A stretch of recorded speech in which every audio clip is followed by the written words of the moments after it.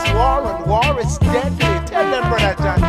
Yeah, man, I'm on John with their defense soul terror. Right now, little tin panther, soul terror, I murder you in the dance tonight.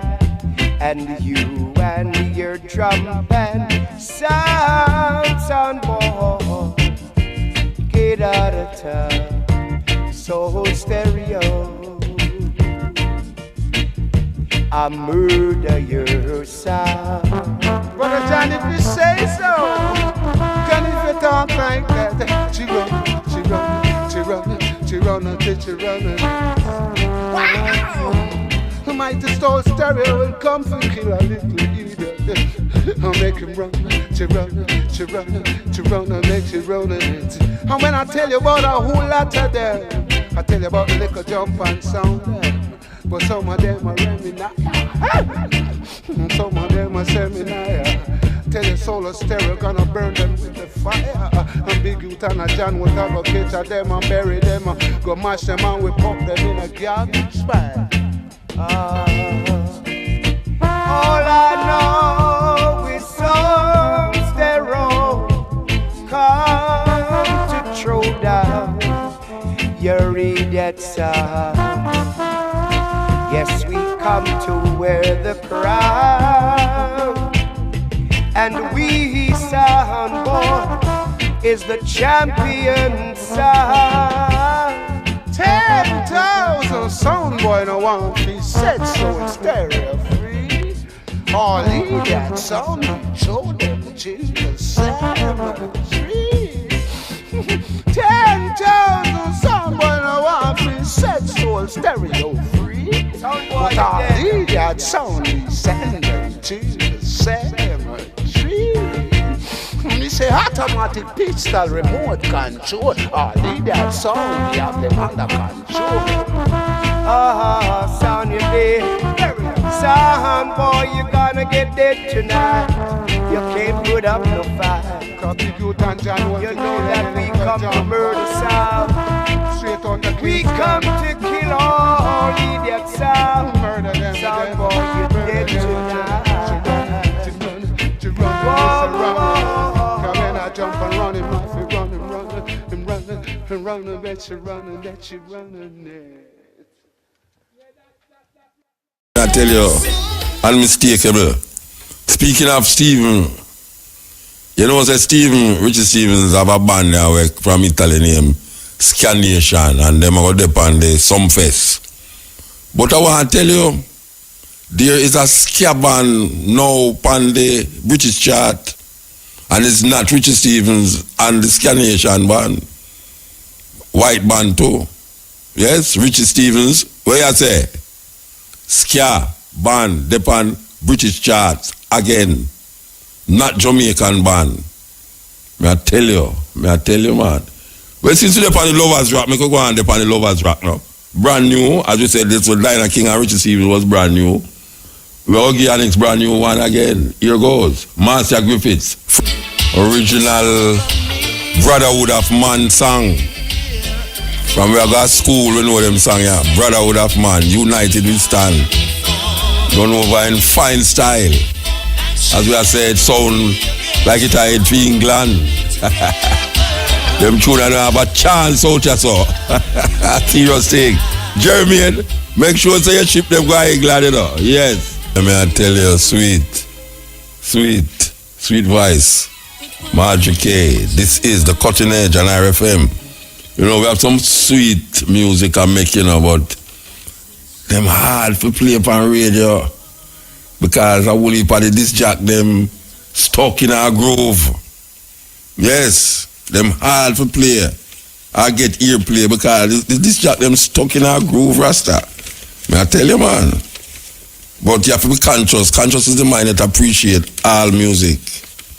It's really an exalting state of mind, you know, music we are talking about, exalting state of mind.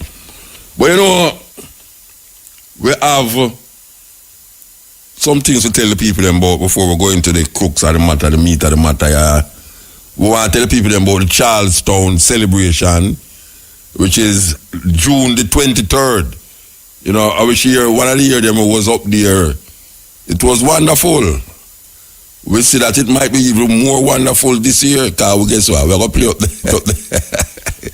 We will be up there the 23rd of June. Lot of exciting things going on.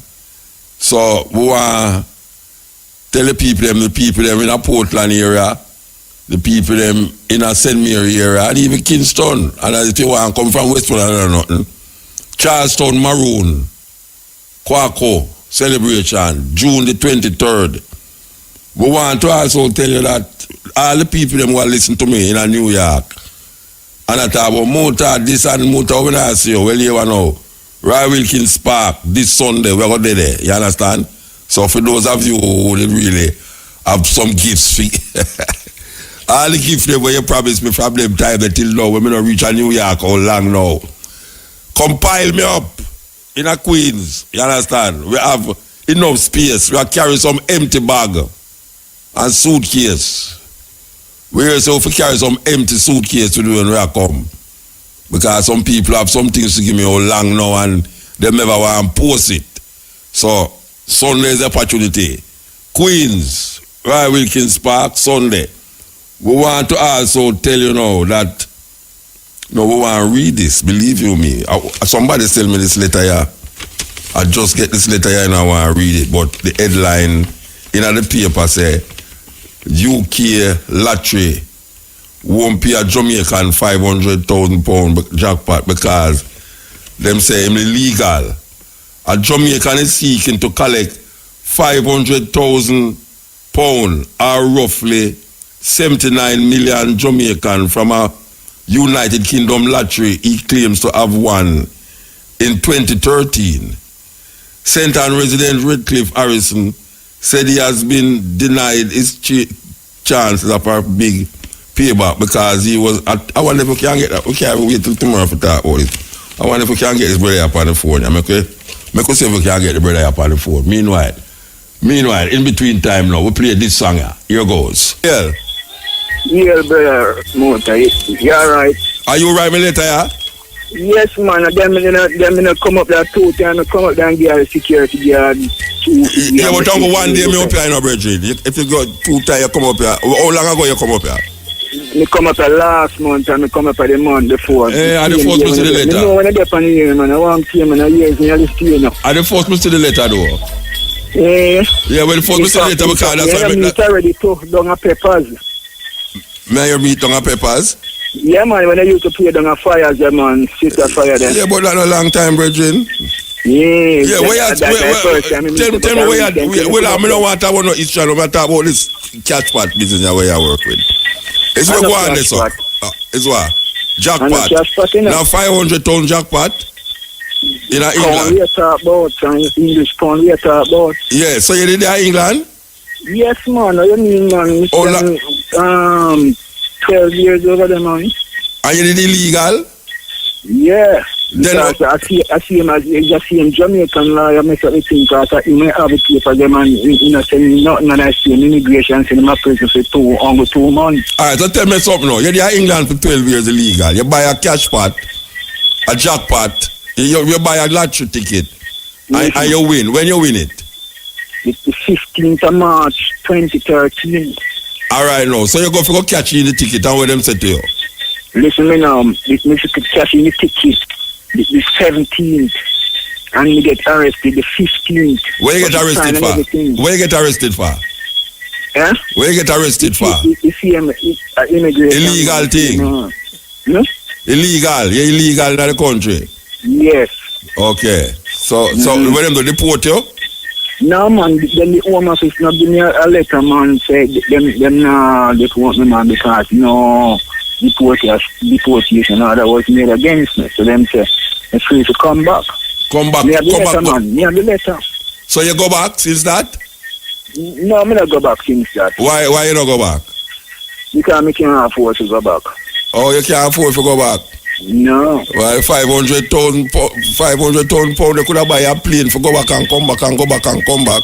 Then that me I tell them man, but the people them from them find out say me not straight to that, cause me have people can show us that they were willing to give me money before them find out say. Yeah, but we no hold on, all right. Before them find out them willing to give the money, but when them find out them decide to them not give the money because it's illegal alien. Yes, because I them I try tell I say. But where you are say, the law say you must still get it in England. Yes, the law because you contact two lawyer down here and they assure me. No, not the lawyer down here. If the law up there, me not talk the lawyer down here, so. The law up there say an illegal alien can collect a jackpot money from an English firm. Yes, man. What you mean? What you mean? Me don't know what I mean. Me ask you. Yes, man. Yeah, man. Oh, which law in England say that? Then, alright, when time me, because me have a fiancé, you know, up there, and she check it out, and then say them supposed to give it to her. You see, because the law no look here. Who said they must give it to you? Who said they must? Wait, who said they must give it to you? Who says so? The law them says me entitled to it. The law them in England? Yes, so me entitled to it. But so why you never get it now? Why you never get it? Because when we met the claims, I make it from the detention center. You see, because I went at the 15th, I signed it. The 15th was a Friday, you know. And I find out the Saturday, so I sign it and so I collect it the Monday, and I get arrested the Sunday. Me have all of the paperwork them in to prove everything. Everything me have the paperwork. The people them just have me a run around. Them since to come down, them change the reference number, how much time, and every time they call and them say, all right, what is the reference number to the claim? And I tell them, they say that it's not the right one. So I say, oh, come on, the right one, and this will give me. And 6 months later, we get a next letter with a different reference number. So when you question, you then change to a different one. And just so up, you know the right reference number for you if you tell them, say, that. So then we have a much reference number for the boy. So you still have the ticket, the winning ticket, you still have it? No, me not have it. But me have the document, so then tell me, say, we can still get it without the ticket. Yeah, but them say, wait, no, hold on. That is before them find out say illegal. Yes, sir. Them give you that before them find out say you're illegal. Yes. Yes, then give me that before them find out say illegal. So, then tell me, 20 days, when I go text give me the money, you know. Me have all the letters, tell me, say, yeah, but them never know say you're illegal. And that me I said, them never know say illegal when them say all of that. No, they never know that. Yeah, but now that them know say you're illegal, them realize that no, them can't give person who illegal 500,000 pound in England. Them can't get illegal alien that. So I feel that's why them left the door open for me, because at the home office, you get a letter from, you know, when. So you go sue them, you get a lawyer in England to sue them? Or no, because it's a lawyer out here. So you now get one out there to sue them.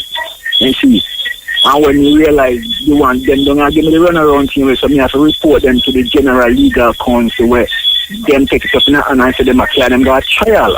You see, because who them a saying go trial? Who them a saying go trial? The lawyer them down here? Yes. So me have a letter from the no, me not saying I have the letter, but it sound kind of mix. It sound like a big mix up here. Now you want to sue the lawyer them down here because them never sue the lawyer them up there. Because them never get the thing to court. I don't want to sue them, because when they take the documents, them and them, I give me around, I say, give me back my documents, them refuse to give me the documents. Yeah? Them refuse to get the document? Yes, so I took on me end up at the General Legal Council because they refuse to give me back the documents, because they assure me and tell me, say, yes, they will get the money. Who assure you? Who assure you say you will get the money? Who assure you that? The law, them down here. The liar, so one to the liar, when you say your fiancé did attack to up there? No, she me and her kind of broke up. You and her broke up? Yeah, me and her broke up. So I took up now, me have to get liar down here. You see. But you can't broke up with a woman like that who have work out things for you up there, so? No, and I broke up with her, you know. And she broke up with And you? I broke up with her as she... Oh, she had to pay for part of the 500,000. Pardon me? She had to pay for part of the 500,000. Yes. It never work out. Muta, you know, say, you remember one you can say English time come share when I played on James Avenue, them. But from like that, you want to talk about me and your memory more than when me talk no, about it. No, all right. I'm not going to me and talk about so you send me a letter, a long letter. I couldn't bother read the letter because it's so long. So I say, I will call you because you left a number upon the letter. So that's why I'm calling now to clarify what is, so what you do now? What you do now to rectify the situation? Well, you see, if I notice, because we go to the Gleaner company and then take all the documents, and I said, this case needs to be investigated. Mm-hmm. So them look on the documents and then contact the people, them. Mm-hmm. You see? And then say the people, them now give them not straight answer. Yeah. You know? You mean that in England? Yes, because them have to run the store, but what them do, they not put the store in a with Jamaican paper or the England paper because they don't want to create too much attention. Is that English, British paper? North America. Or is that North American paper, may I read? Yes, the North American paper. But me have the full paper with the full story anyway. Alright, so let me ask you a question now. Mm-hmm. Them now give the money because them say illegal. You don't get so now, you can't, you don't have the money for go back to England. The lady who did that check out things so now work with you again. The lawyer them who don't get so give you run around. So what you gonna do now? Well, me went right to the Ministry of Foreign Affairs and see if she can intervene. Intervene in the $500,000 they be clear so? Yes. Yeah. How long ago you write that letter there? You know, it's about 3 weeks ago now. Oh, you just write it. Alright, you have about 3 years more through yet. Oh, you mean a government them name, you know? Alright, yeah. One little road want fix up the road, that's why they can't fix it much less. But, well, brethren, I wish you luck. I wish you luck, brethren, because 500, me know you're sitting in front of you, you know, every night you go to bed, you dream about it, you know. So, I tell you, it rough. It's rough. So tell me something. You did at 12 years, why you never get yourself legal? I did at 12 years. Then you are now, the lawyer, Chester Clark. Them not the immigration and police lock up them and go to. No, wait there. What you talking about? The one down here, so the one up there, so? The one up there. So the one who wait there. May I ask you, why you never apply to get legal? And that may I ask you. Then that him supposed to make the application. Yeah, so when them lock him up, how long ago them lock him up? Them lock him up from 2012. All right, so you say you did that 12 years. Yes. Yeah, and no, when you come back down here, Yeah, I'll stay for life on a year. Oh, you mean it's your life on the year? Of course your life on the year. You never know your life on the year. You never want life on the year. No, man, I don't want life on the year. Then where you write me letter for come and send me, you know, so I hear me there pan, Bridget. I hear me there pan, you know, where you think me there? You think me in my living room, Bridget, now you hear me there pan and you write me, you send me the newspaper and you send me a big letter and you send me a number. I'm going to tell you, I'm going to talk to you upon the year. So you want to stop the talking then? You want to cut the conversation, right? Because I never call your name still, all right?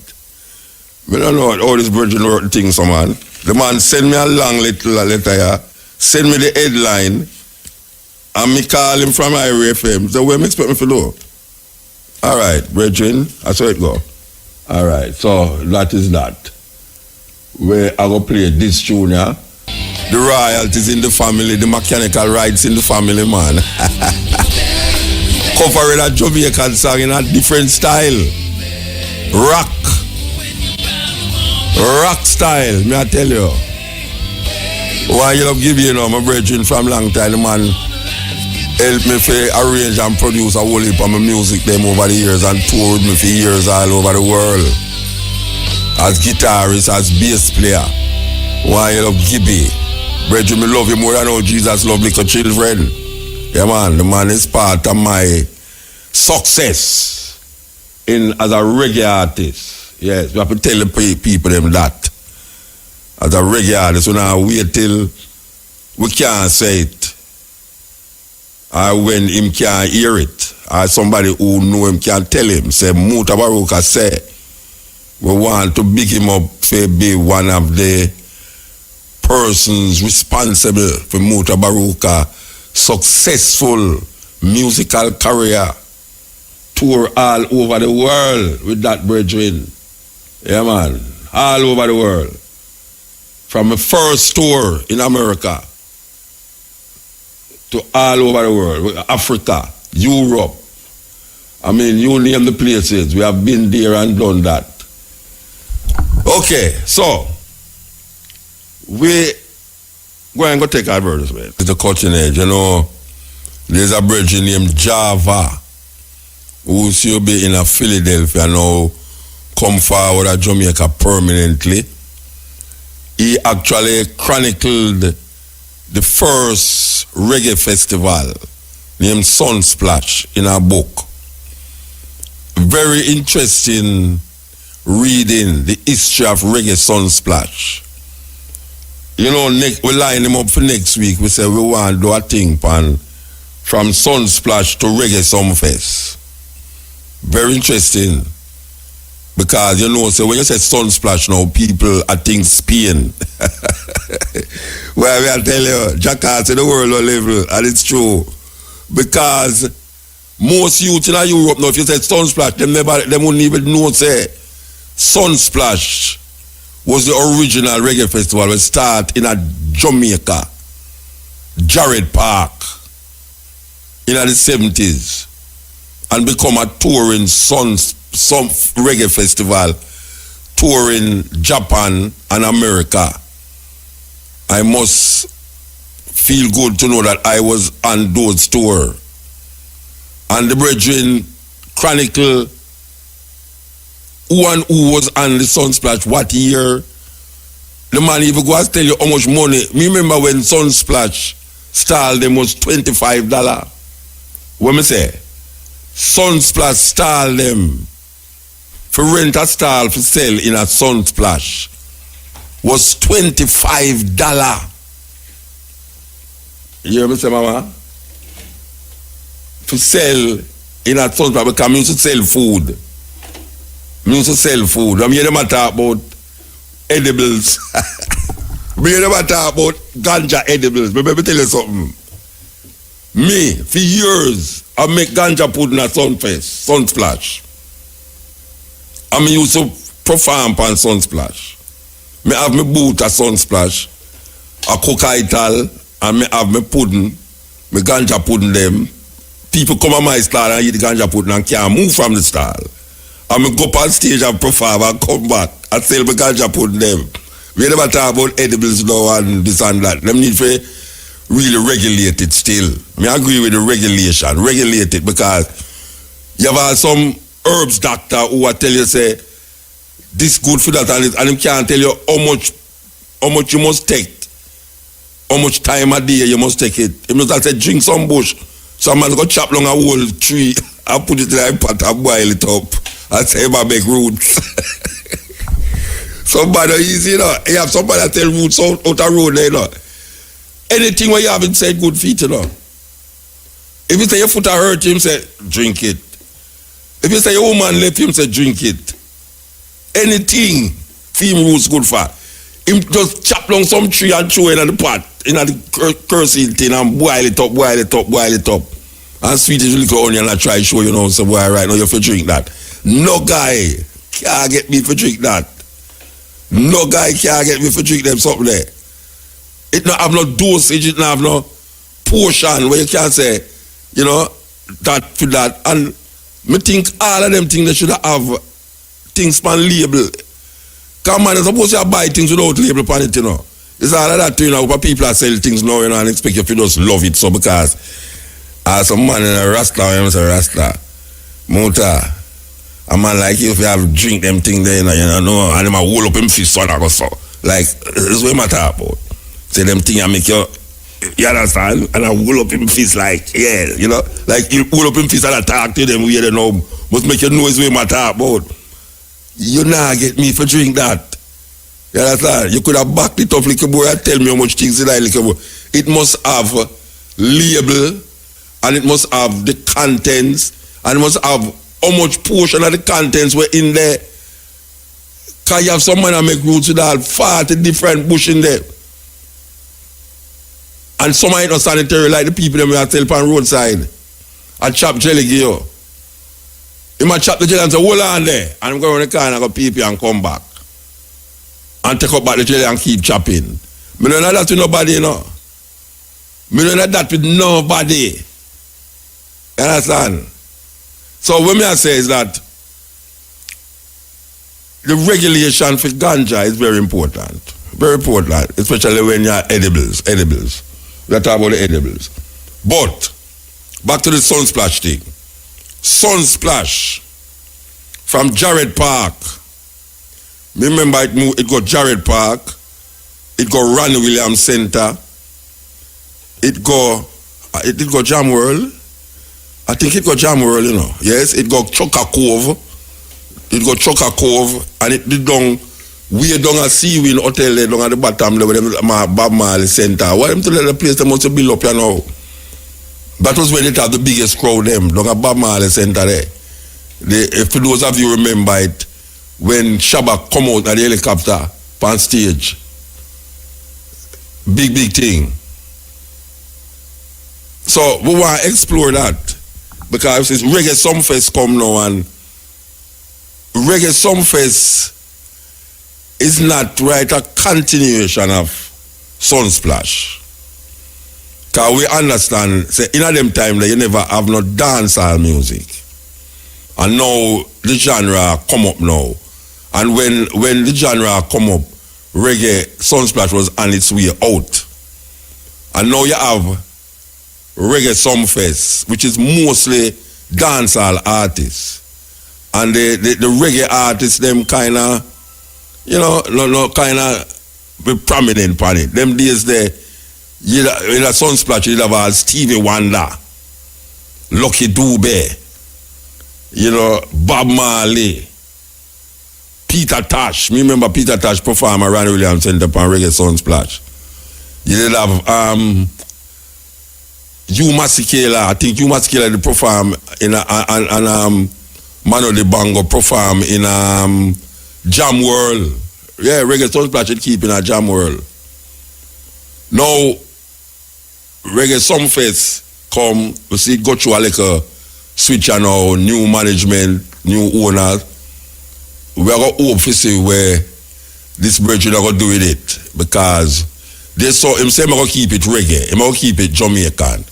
Whether the artist them is from Jamaican or foreign or why, I'm going to keep it Jamaican music. Jamaican music, I'm going to keep it. We're glad say make that effort there. If you say, I'm going to keep it Jamaican music. Right now, last year was the first, or the year before was the first. How much Reggae Sunsplash got? Sumfest and a new management. I think 1 year now. 1 year, last year, yes. This is the second year I'm going to do it. We always hope that these reggae festivals do good and great. But as we say, we are going to explore it. Java, yes. I can't find the book in a brethren. I hope you can really bring forward the book before next week, because really and truly, a whole heap of people don't know nothing about some Sunsplash. All this little daughter there, she never hear about Sunsplash yet. Before she hear about it, and it is Sunsplash, she thinks it's a drink name, so. Right? And Reggae Sumfest. You know, because me and we are talking about these festivals here in Jamaica. Dozens of reggae festivals right across California and right across Europe. Dozens. That's why you can't find artists who want to show you now. Any artist who's any artist at all. You know, so them gone. You know, so them gone. Them have some little thing a go on. If it's even like 4 or 5 shows between now No, what? June and September. Early September. June, July, August, September, yes. A feeding time. You call it feeding time. So you know, say, if an artist who's any artist at all, you know, say, him have show if you go do. Either in a Europe or America, them time of year, yeah. Would I did hope, say, we have more than one Sumfest in a Jamaica, we can facilitate crowd, which you have more than one still, you know, but it's not reggae. It don't label itself reggae, like reggae Sunsplash, reggae Sumfest. You know, the way you need reggae for attached to it. And that is part of the selling power or the selling point. Reggae. You can't leave out that title, reggae. So, I can't pronounce his name, but Van Gun to Fish, whatsoever I name. I don't want to nick up the man name, you know. I make the man pay them to take me off of the radio. But we wish you success, and we wish you the concept of my ear say you have is a nice concept. And we hope say you can tour with it to like how Sunsplash it start tour. Sunsplash it start tour. Remember, we go tour America with me, Peter Metro, Chalice, and Freddie McGregor. Yes, me, Peter Metro, and Freddie McGregor. Yeah. Okay, so, yes. So, me now we are talking about Reggae Sunsplash and Reggae Sumfest. You have Reggae Day. 1 day, the 1st of July, all the while, for years now. A sister named Andrea Davis. 1 day. Reggae. For 1 day. All over the world. Mostly internet style. Networking. Bringing together a lot of reggae lovers all over the world. We want to commend the sister upon that effort also. Yes, Reggae Day. Just like how you have Reggae Month. Reggae Day was before Reggae Month. Just like how you did have Reggae Sunsplash before Reggae Month, Reggae Day, Reggae Sunfest, all of them. Reggae Sunsplash is there. But we give thanks to know, say, the sister find it in our levels, you know, I said, through the sweat and the tears for really maintain our vibes with Reggae Day. So you know, in honor of Reggae Day, you know, last week we did have scientists, the great engineer. So guess who we have today? Giant. Yeah. Oh, you know what? Jesus is a condition. I don't say no one do that past stage, you know. You know, I do it past stage, you're afraid of the people them. Eh? No. Oh, you mean me for failure, man. Then you just introduce it a while ago. And when we see you on stage, you're not sing. I mean, produce it. Hold on now.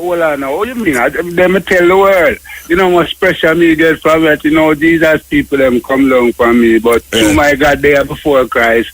You know, business with EAD people them when them make Christ. A BC, me I deal with. Mind the BC thing on the radio, you know. No, BC before Christ. No.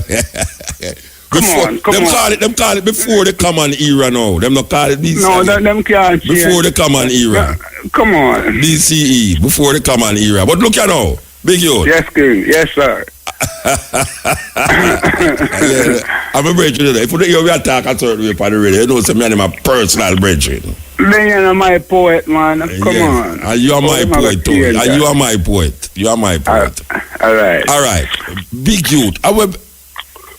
From the time we know the eye, we used to say the eye on Matches Lane. I don't know you used to live. A Matches Lane you used to live? I just go down there and through everybody. No, you know, some move go Matches Lane from 1956. Yeah, 1 year Water Street from Lee's line in. Them time like the name Jubilee. And that's what I want to, you know. Yeah. I make a Patters Road, I grow up.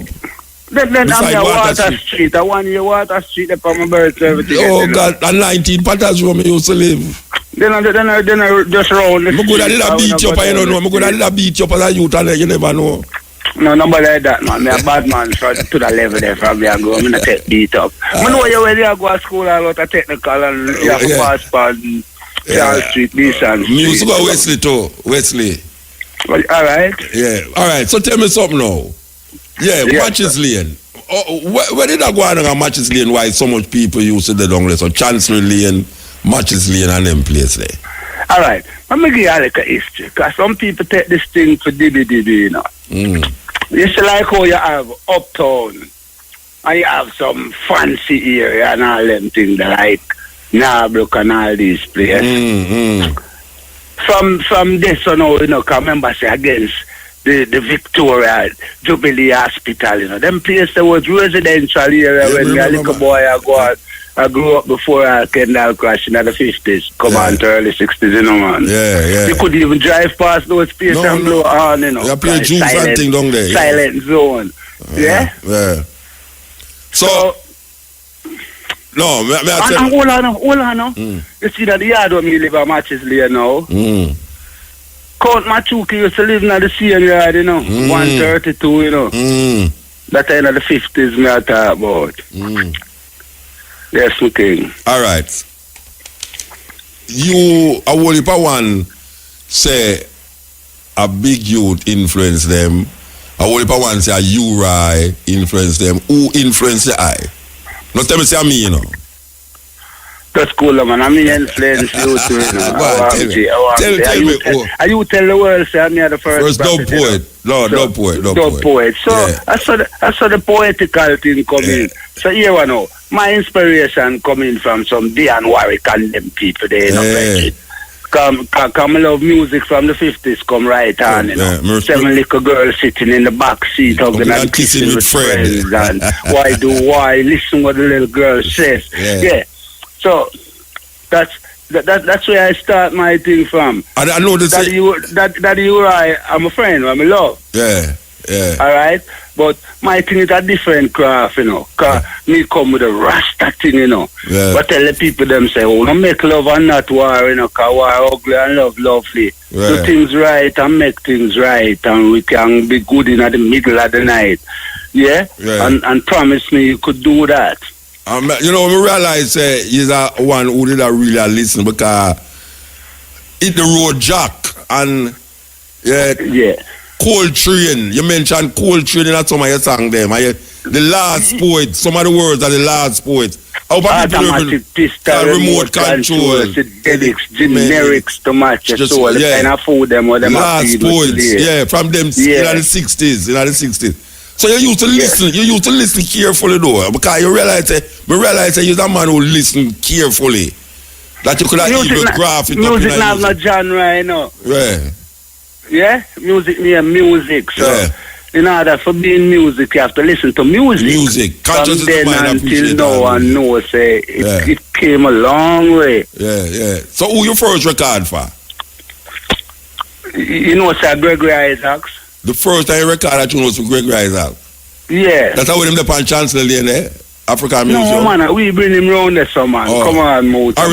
Them time them round a Milk Lane. Okay, tell me more. You understand? Tell me about the Milk Lane history there. Then around the Tooth used to live, you know. Tooth and Jim Brown is friend, you know. Because Jim Brown was my good friend too. Tooth. Yeah, so that is the reality of Kingston. So Tooth is from Fletcher's Land to around there, so till indifferences and music now and man go and turn star. I remember says them produce me and then we bring them to the word of Jah Rastafari, you know. Cause it's a different thing, you know, between him and Little Dennis Brown, you know. So which tune you did produce? When did produce? Gregory Isaac produce here. Which tune? What name? The movie man. From the Del Herald Dunk, the movie star. Oh, movie man. Yeah. Okay. So it's there I said if you're coming from far in a bus or a car, man, I beg you make love and not war. I'm so sad to say that when you deal with war, say man, you gotta stay far. Yeah? Make things right and do things right to make things bright in the middle of the night. And promise me you'll do a thing like that. So how far that go? How far that tune they go? Tell me. They go number 1, number 10, number 100. Yeah, what happened? me well want to hear the studio upon the radio motor. Cause that me that make tune for every time they don't see everything on radio. You hear that? Whenever I talk about no finances or nothing. Yeah, but hear this now. Nothing now go on. Boy, me a wild up Gregory. I'm miserable. So I'm saying, no, I'm going to get a stamper. And when we make press the first 100 record, me and Jadil from Park Heights, because I'm running Park Heights in New York. When we reach right in front of them town, them time they are Jolly Joseph Muscle and JOS and thing. And man, I work down the liquid for the bike, Virgin. Yeah. After 12, I'm going to wake up after 7. I guess I'm going to get a vision so for tell the people them about Rastafari, you know. And next week, make if you ride like lightning, you crash like thunder. Yeah. It's 90 Skank. Yeah. A big tune that, a big tune. One of the big one, for real, and it's a one, and come on, that dead off for the bike. Still a dead off a bike too. Yes, sir. So the dance now, where Scotch and them used to do with it. Can you remember what Scotch and them? Yeah. Yeah, all right. You know, we and them, and we first go to America with dance group, you know, in a Madison Square Garden, you know. And are you first drunk and say fire for the Pope too? Then I never stop say so. I know, and when I go out of room, and I ask them, and the youth, them love it, because we need a bonnet, because, like I tell you, say, it's not a religion thing, you know, because these people get too religious. That's why them get some murderous brethren. All right. We know say you make music without making versions. But a lot of the music them where you make is the popularity of Big Youth is because him did take a rhythm from the singer and say put him own thing to it. How that come up? It's we start to sing all the foreign tune them pan the Jamaica rhythm, you know. Yeah, someone a chat about them, I sing J and and we start that because when Rachel said, oh baby, don't leave me this way. Me say me was born in April and christening me. Which is right, because it's summer born and christening for real. And when him say, hit the road, Jack. Yeah. You just come with it too. Rachel, because me inspired by Rachel. By people like him, same way, because I'm one of the great one, you know. Yeah. And as a little boy, when him come to the national stage, I was there. Yeah. All right. So you take the vocals and put it on Jamaican rhythm. I also take now the Jamaican rhythm from singers and put your vibes to it too. Yeah, because you know, say it was a different story. You understand? Because we'd have a tune with Lyra. If I should hate any other girl and forgive, yeah. And you don't know what you are. One with Dennis Brown. One man I sing life is sweet, sweeter than money. I mean, said this, I want to call the people tone rocking. And baby coming down and put it on your stocking because vibration we get, because we have a different vibes, and at the same time, you show them, say them gone, but already and done, did already. You go from mark to cemetery. And so, and it no suit a man for go to prison, because man, we take step with you, so you know if you just do the right and stay a road. Yeah. All right. Remember, like coming up the lane, you know, you did have for Orange Street, you did have you, Dennis Brown, I think Bonnie Wheeler. Yeah, Greg Isaac. Bonnie Wheeler coming at the camp because I and I around the thing between me and Lego. Yeah, Lego. And the soap. Yeah. And the soap, because Gregory is the soap, you know. Yeah. As far as I just said, the soap, he's a business-headed man. Yeah. Gregory like to see things happening. So, me have Nigos Nagas on East Queen Street and Cash and Carry up Orange Street, but it's one link, so we just used to share and keep everything and have the music. All right, so tell the people them what was the purpose of Cash and Carry? What was the purpose of it?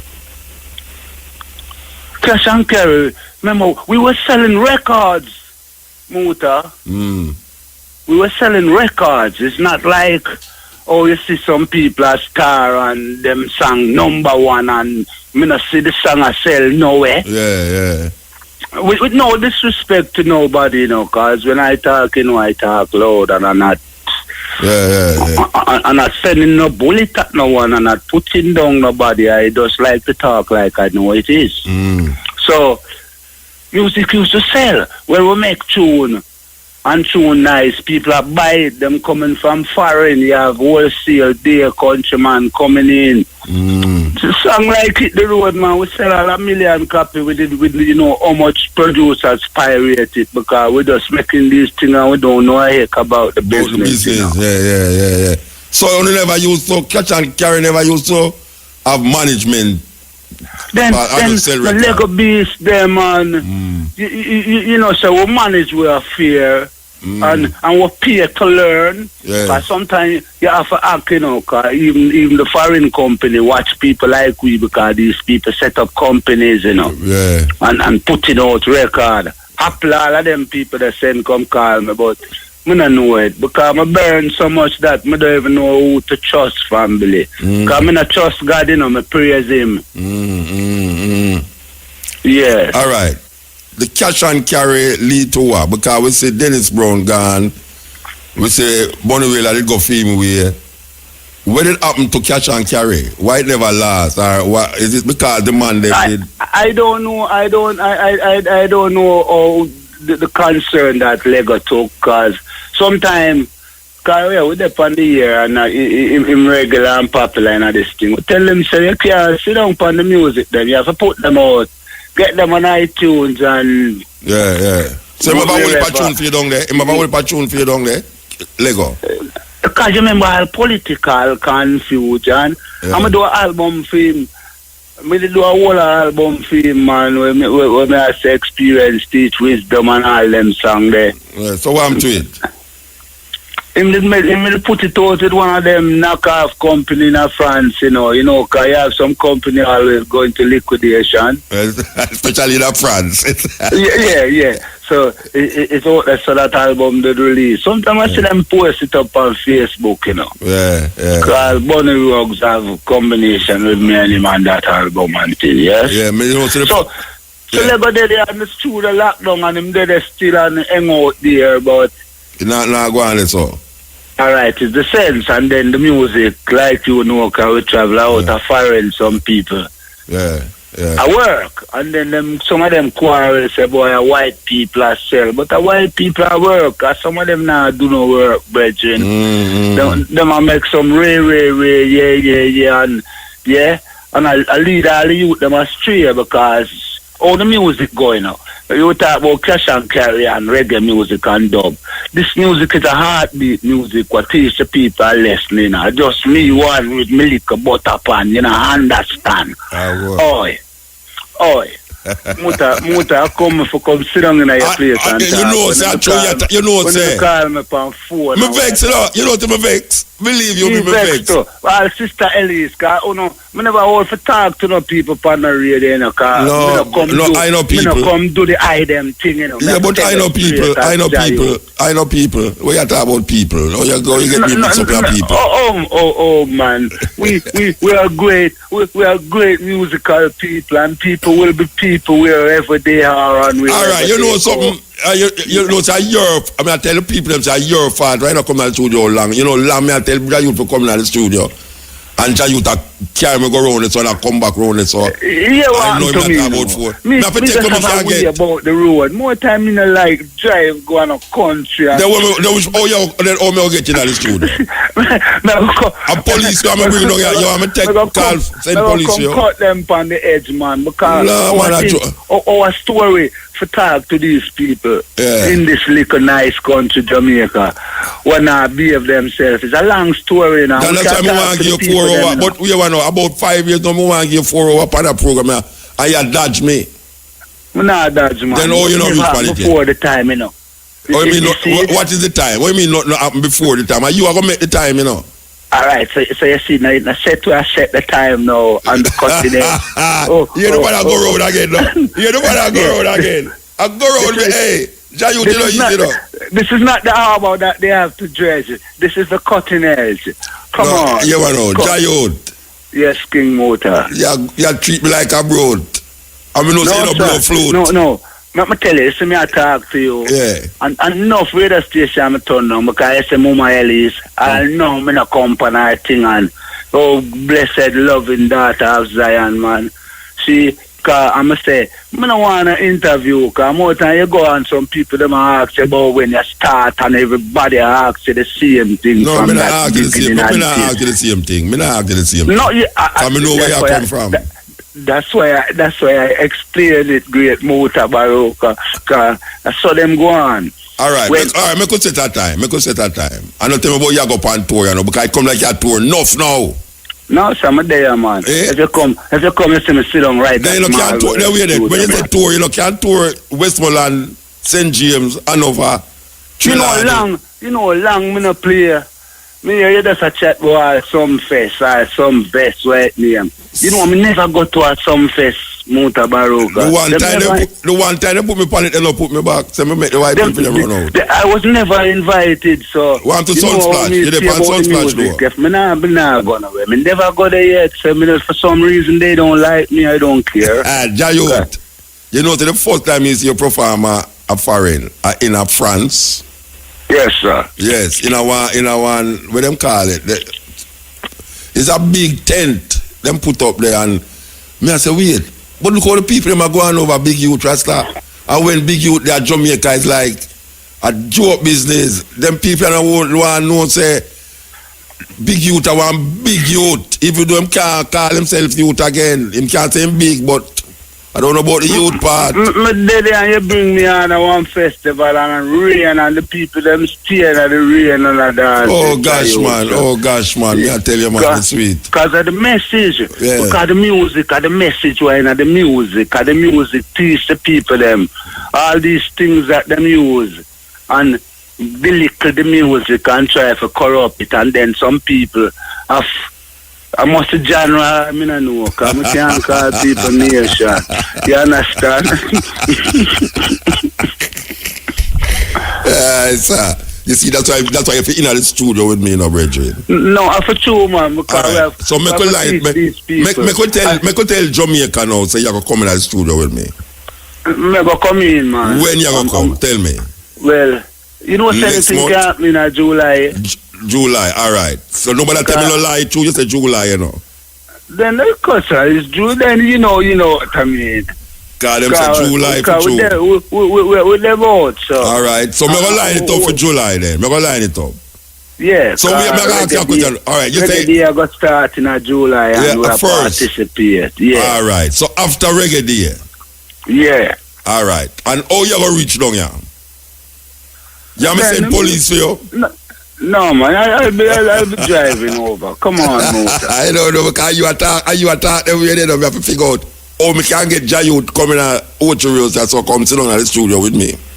As my brother. I'm going to come, man, because I'm going to be around Port Maria a couple of times. Oh, yeah, man. Me see your France. Me see your France. I know nothing. Me see your France. Yes. So if you're there France and you're there Germany, why Ocho that far from you and you don't like the road, the highway nice, you know? Oh yeah, come see some big store and I drop.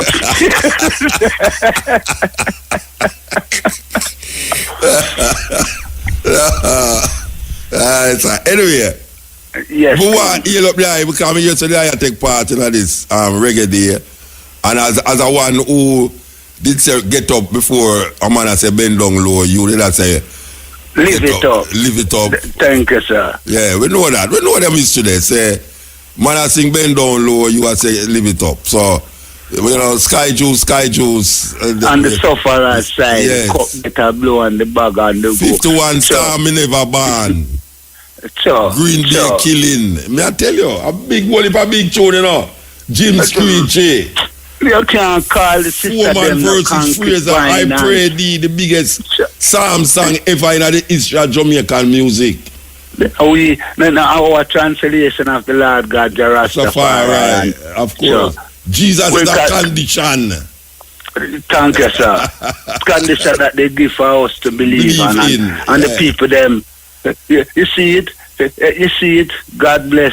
God bless. I love Jamaica. I don't live nowhere. I don't live in a foreign. I don't stay foreign. Anytime I go foreign, I'm miserable. I want to come home forward. That's what me say too. That's what me say. All right, brethren. Here we now. We're going to set it up. Here, sir. We're going to set it up. Give thanks, yeah? Yes, sir. Big up the cutting edge and big up Jamaica. All right. Remember, reggae day is not a play thing. Cause every day to me is reggae day. Yeah. To them celebrate. It's like your birthday. You're born, but you have a one day where you celebrate your birthday. Yes, cause this music here, is so much, my Lord Muta. Yeah. It's so much, and these people don't know how much. Yeah. Giving away. Give thanks. Give praises, highly. Yeah. Jayot, man. Hey, Jayot. The people them hear what you say, say July you come to the studio. Alright, so me mark that down. Me I go play this tune where you hear me talk about regular where a instead of tune I'm going to play a Mutabaruka producer tune. You never know somebody a producer. I was. You just like how you don't know when name Sunsplash. You believe it's a t-shirt name so. Roots and Culture. I'm Pat Clark. May 31st is commemorated by the United Nations as World No Tobacco Day. But how did tobacco become so popular that the United Nations has designated a day against its smoking? In this week's edition of Jamaican Roots and Culture, we look at the history of cultivation and smoking of tobacco. The common tobacco plants of commerce had been used for many years by the peoples of the Western Hemisphere before contact with Europeans began in 1492. The plants were cultivated by native Jamaicans and often had religious uses as depicted in Taino and Arawak cave carvings. The start of the spread of tobacco from the Americas to the rest of the world invariably dates back to October 1492, when Columbus was reportedly offered dried tobacco leaves at the house of the Arawaks and took the plant back with him to Europe. Undoubtedly, the technique of smoking was also picked up at the same time. The plant was named Nicotiana after the French ambassador to Portugal, who is said to have introduced it to the French court. The tobacco grown in France and Spain was Nicotiana tabacum, which came from seeds that originated in the Caribbean.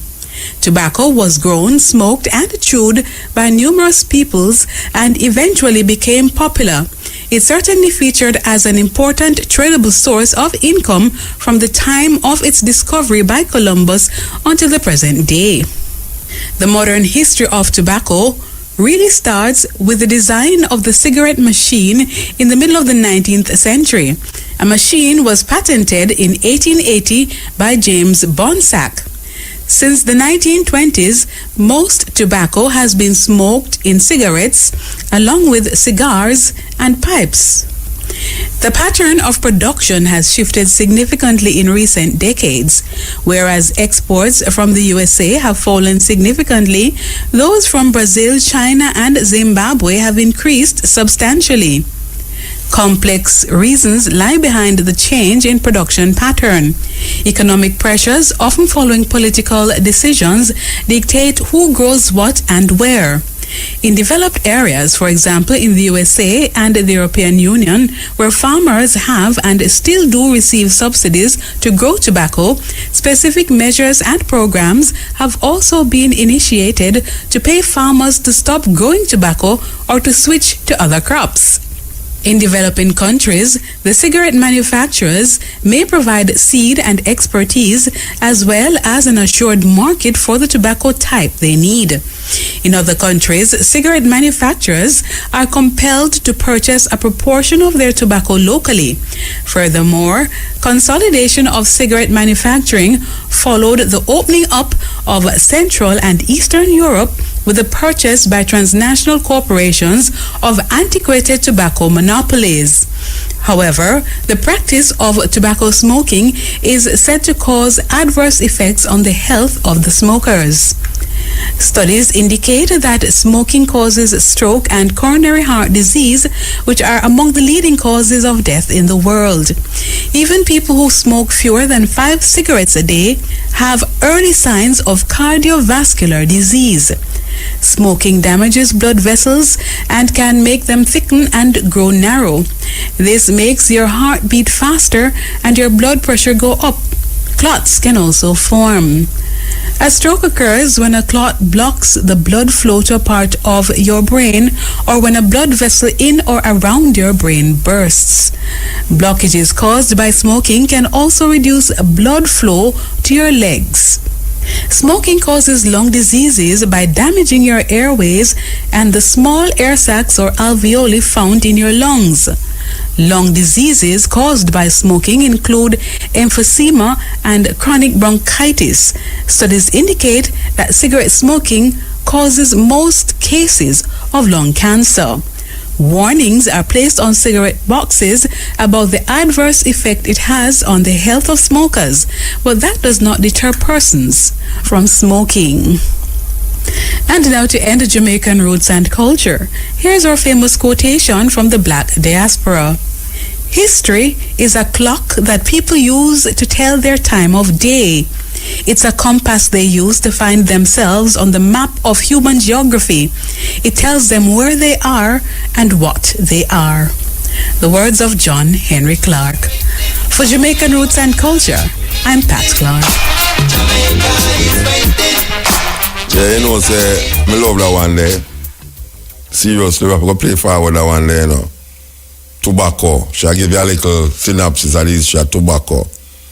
But one of the wickedest things them right now, we unleash on human beings, you know, cigarette. Yeah, man. And guess what? It's legal.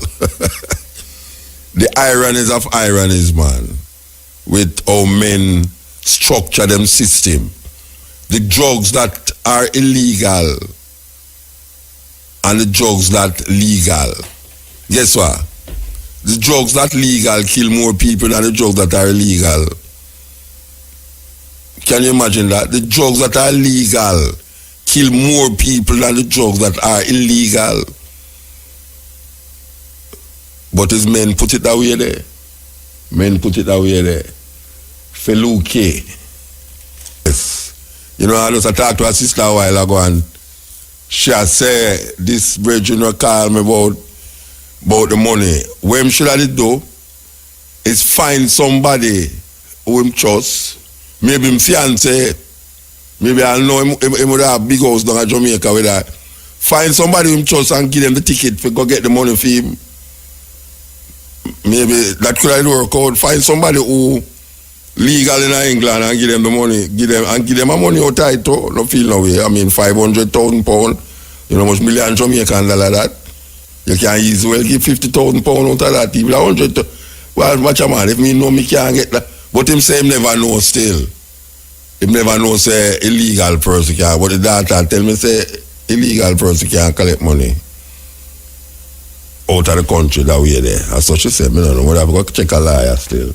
But all the liar them gone to bed them over there. Okay. We are continuing the journey. We're going to we are play a tape tonight. I don't want to miss it, you know. Sir, I never know there are so much people interested in that the Queen Elizabeth thing last week, you know. I'm going to play it back this week. But this time it's easy, you know. But it's a motor. More like you play back that tape the next week, you know. No, we're not going to do that, you know. You think someone have more things to go, you know? Enough more things. Yeah, we used to Damian Marley and couple of people own 60% of High Times share magazine. You can't believe that? High Times there before Damian Marley. And now we say Damian come now and Clan Gamarette. 60% I belong to Damian and him company. Very interesting. Not to mention, I don't know much people know about Damian buy a prison in October and turn it in a ganja farm. we are going to produce medical marijuana. You know, so we will talk to him. Definitely we will talk to him. Yeah, when I'm listening to them from Montego Bay, I remind me, say, Sunsplash did also keep up at Dover. How could I forget it? I was up there. I was performing up there. Yes, Dover. So, we talk about Jared Park, Dover, Chucker Cove, one place them eventually call the Bob Marley Center, Jam World, and Ronnie Williams Center. 6 different places. And then we go America, right up the coast from San Diego, Mexico. From Mexico, San Diego, go right up to Victoria Island. No, I never go Victoria Island. Vancouver. And then cross to Montreal and then Japan. Yes, Reggae Sunsplash. So we're going to say Reggae Sumfest. I'm going to reach that level there. Yes. So here we are now. We're going to play a tape here about Egypt. Not very long, but a very insightful tape as it relates to the feminine energy and how the Egyptians them deal with matriarchal and patriarchal systems. Because you know, say a lot of the African societies in those times was matriarchal.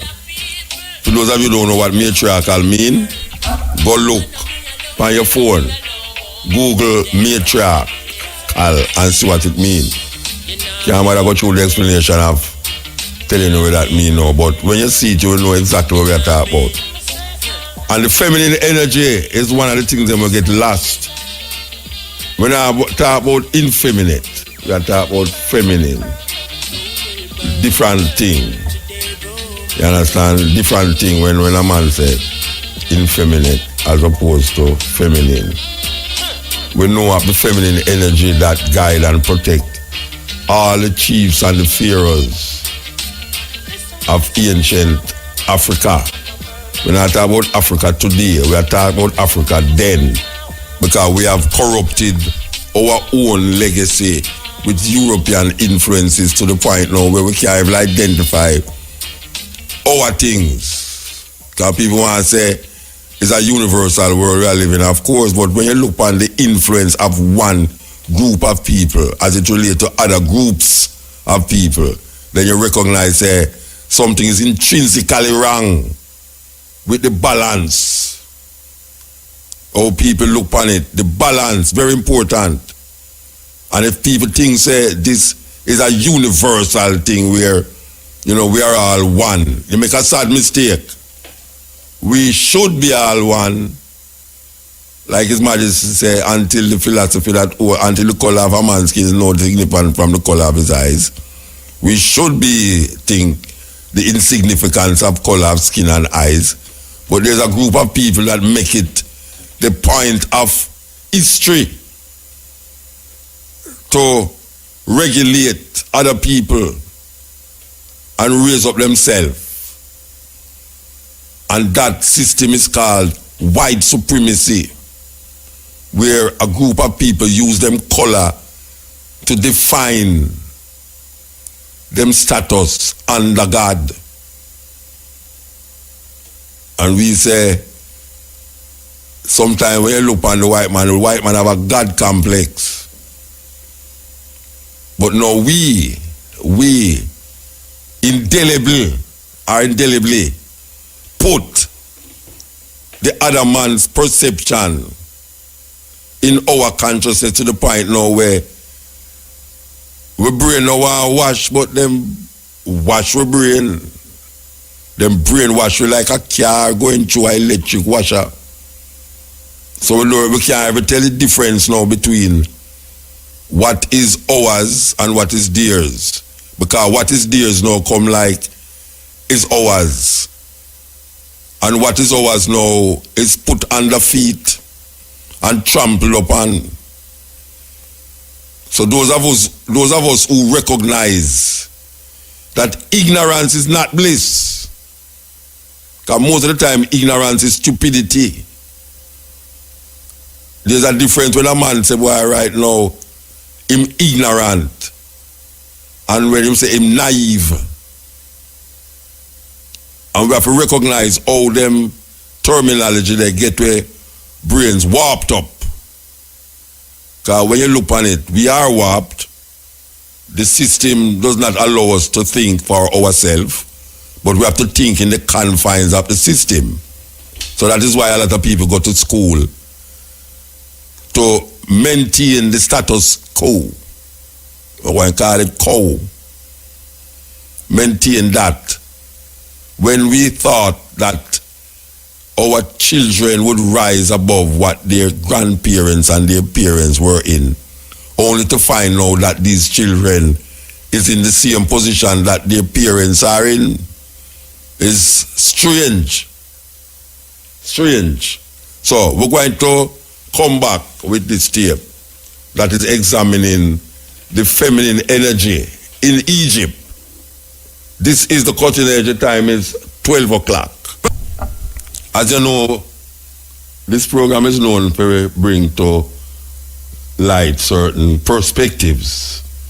Sometimes the perspectives is not very popular. As a matter of fact, most of the time, the perspectives are not very popular. But the perspective that is maintained in order to really weave, you know, like you weave a carpet or you weave some rug, you weave a tapestry of fullness to the point where people can look on it and years after and say it's not a made in China something. We don't have no value after a while, but it grow with age and it becomes like, them would call it vintage wine. The older it is, the better it is. Well, these tapes sometimes is tapes where our people don't grasp them as them hear it. But we know that further down, especially youth them, the young people them who say, boy, you know, this and that. But years after, and as I said many a time before, I have had this experience that youths who used to listen to this program here, where them parents used to tell them don't listen, where them did have to hide the radio under the pillar, and them parents cuss them, and now they are off to universities, and it's them same one I send for me at the university for talk, because them realize that all of the things that them used to hear on the program here, it's not really a mad Rasta man, even though them look mad. By the way, I decide that I am mentally ill, because I'm still sitting down and talking to lizards, and guess what? Them talking back to me. so you don't say me bad now. It's not talking to the lizard is the problem, you know. It's when the lizard talk back to you. Well, wait now. Don't a snake that talk to a woman in the garden and everybody believe it, so why me cannot talk to a snake? All people are call me mad to me a talk to snake, and them have a woman a talk to a snake. I mean, me a talk to a lizard, and them have a woman a talk to a snake, and nobody now say the woman mad. I don't understand that. So I'm not so far from Eve. Maybe I was Eve in the garden. Yes, maybe I was Eve. Anyway, we want to play this, you know. We want to play this. A perspective. Egypt. Here goes.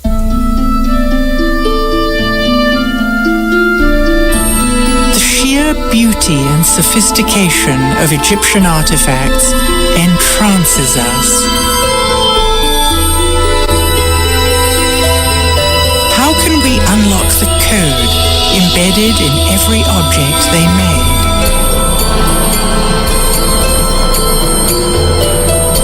How does the symbolism in Egyptian art illuminate their cultural values?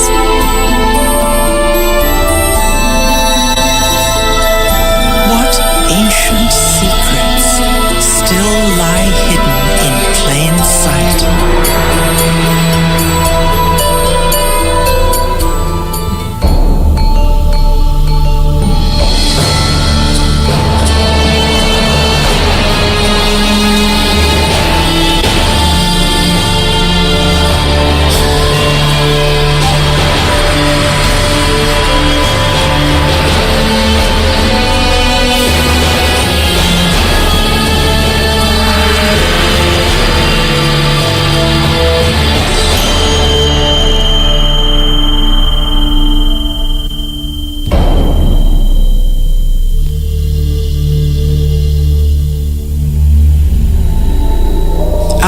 understanding of ancient Egyptian culture is limited. Looking at the artifacts left behind by the ancients, it is obvious that they had different values, customs, and beliefs from ours today. History books are filled with stories of war, invasion of territories, and patriarchal ways of being and thinking. Yet it seems that ancient Egypt enjoyed long periods of peace and prosperity, and a profound connection with nature and spirit. Is there a way to understand the shift? So what we refer to as history that began some 6,000 years ago is really the advent of a different style of social organization that's typified by hierarchies of dominance, warring deities, warring mythologies, and control systems.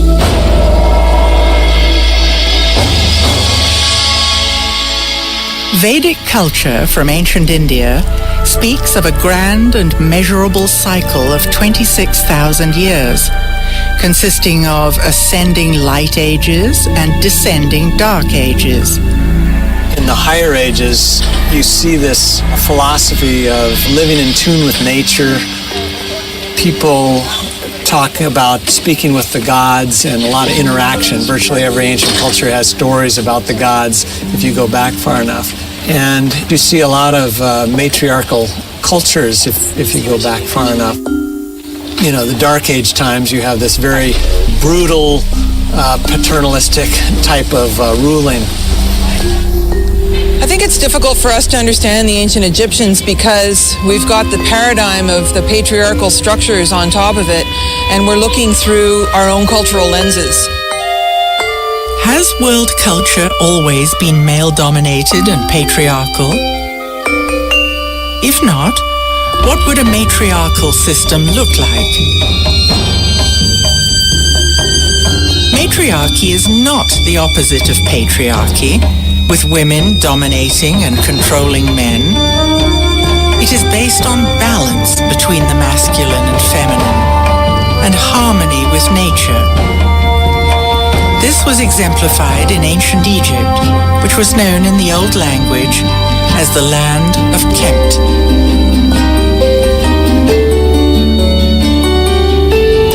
Hakim Awian received teachings about the Comitian people in the distant past. The ancient life system in Egypt here. The Comitian tradition being passed down through the mother. Mother is the teacher, not the father like patriarchy system. This is matriarchy. She is the goddess. She is everything in the house. Based on the countless artifacts that show the high status of the feminine, it seems that women had the same status as men, if not a higher status. In the museum, you have statues. You notice that the woman put the arm around the man's shoulder. And that shows, are they equal? No. Woman was the upper head in the family. When she put her arm around the man's shoulder, she's saying, this is mine. You also see that the sculpture in the old days put the feminine wig on a man's head when he promoted more to a woman than a man. Men's wigs were layered in different lengths, like steps. Women's wigs were parted in the middle, smooth, and all one length. When a man wore a woman's wig, it was an indication that he had high status. Only men with wisdom who wear the women wig. So these are the scribes and the physicians and the rest of them. All you can do is go back into the old kingdom, and what you find is, is obviously a fair amount of equality. The goddesses are revered as reverently as the gods, and there's even the instance, for example, of Hathor, the exception, in that she's the only deity that has a temple column all to herself.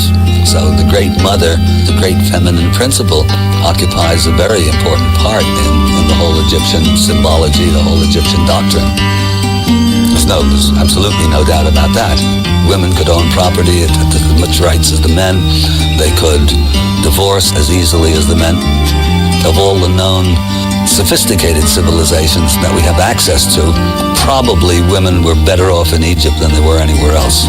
Perhaps we are looking at ancient Egypt from a patriarchal viewpoint. We should let the symbolism in the artifacts tell their own story. The frescoes we see lining temple walls in Egypt and on stone slabs in museums around the world each tell their own story. We see the same images repeated again and again in Egyptian art. By learning to decode these symbols, we can look back in time, peeling back the layers of patriarchy that cloud our understanding of ancient history. Then we can begin to decipher the messages that the ancients left us.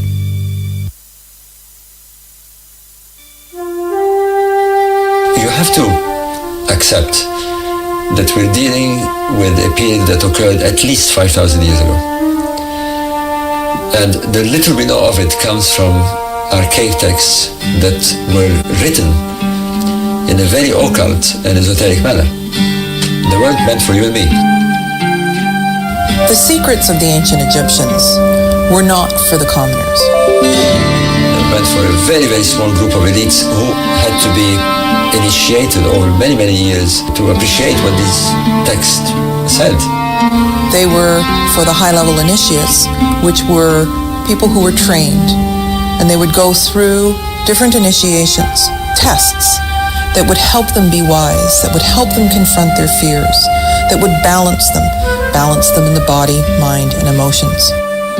Initiates were students who were given rudimentary instruction on the mystery traditions of Mayan and Egyptian cosmic cycles. As they approached higher levels of consciousness, they came to respect different aspects of themselves that were represented in the feminine and the masculine.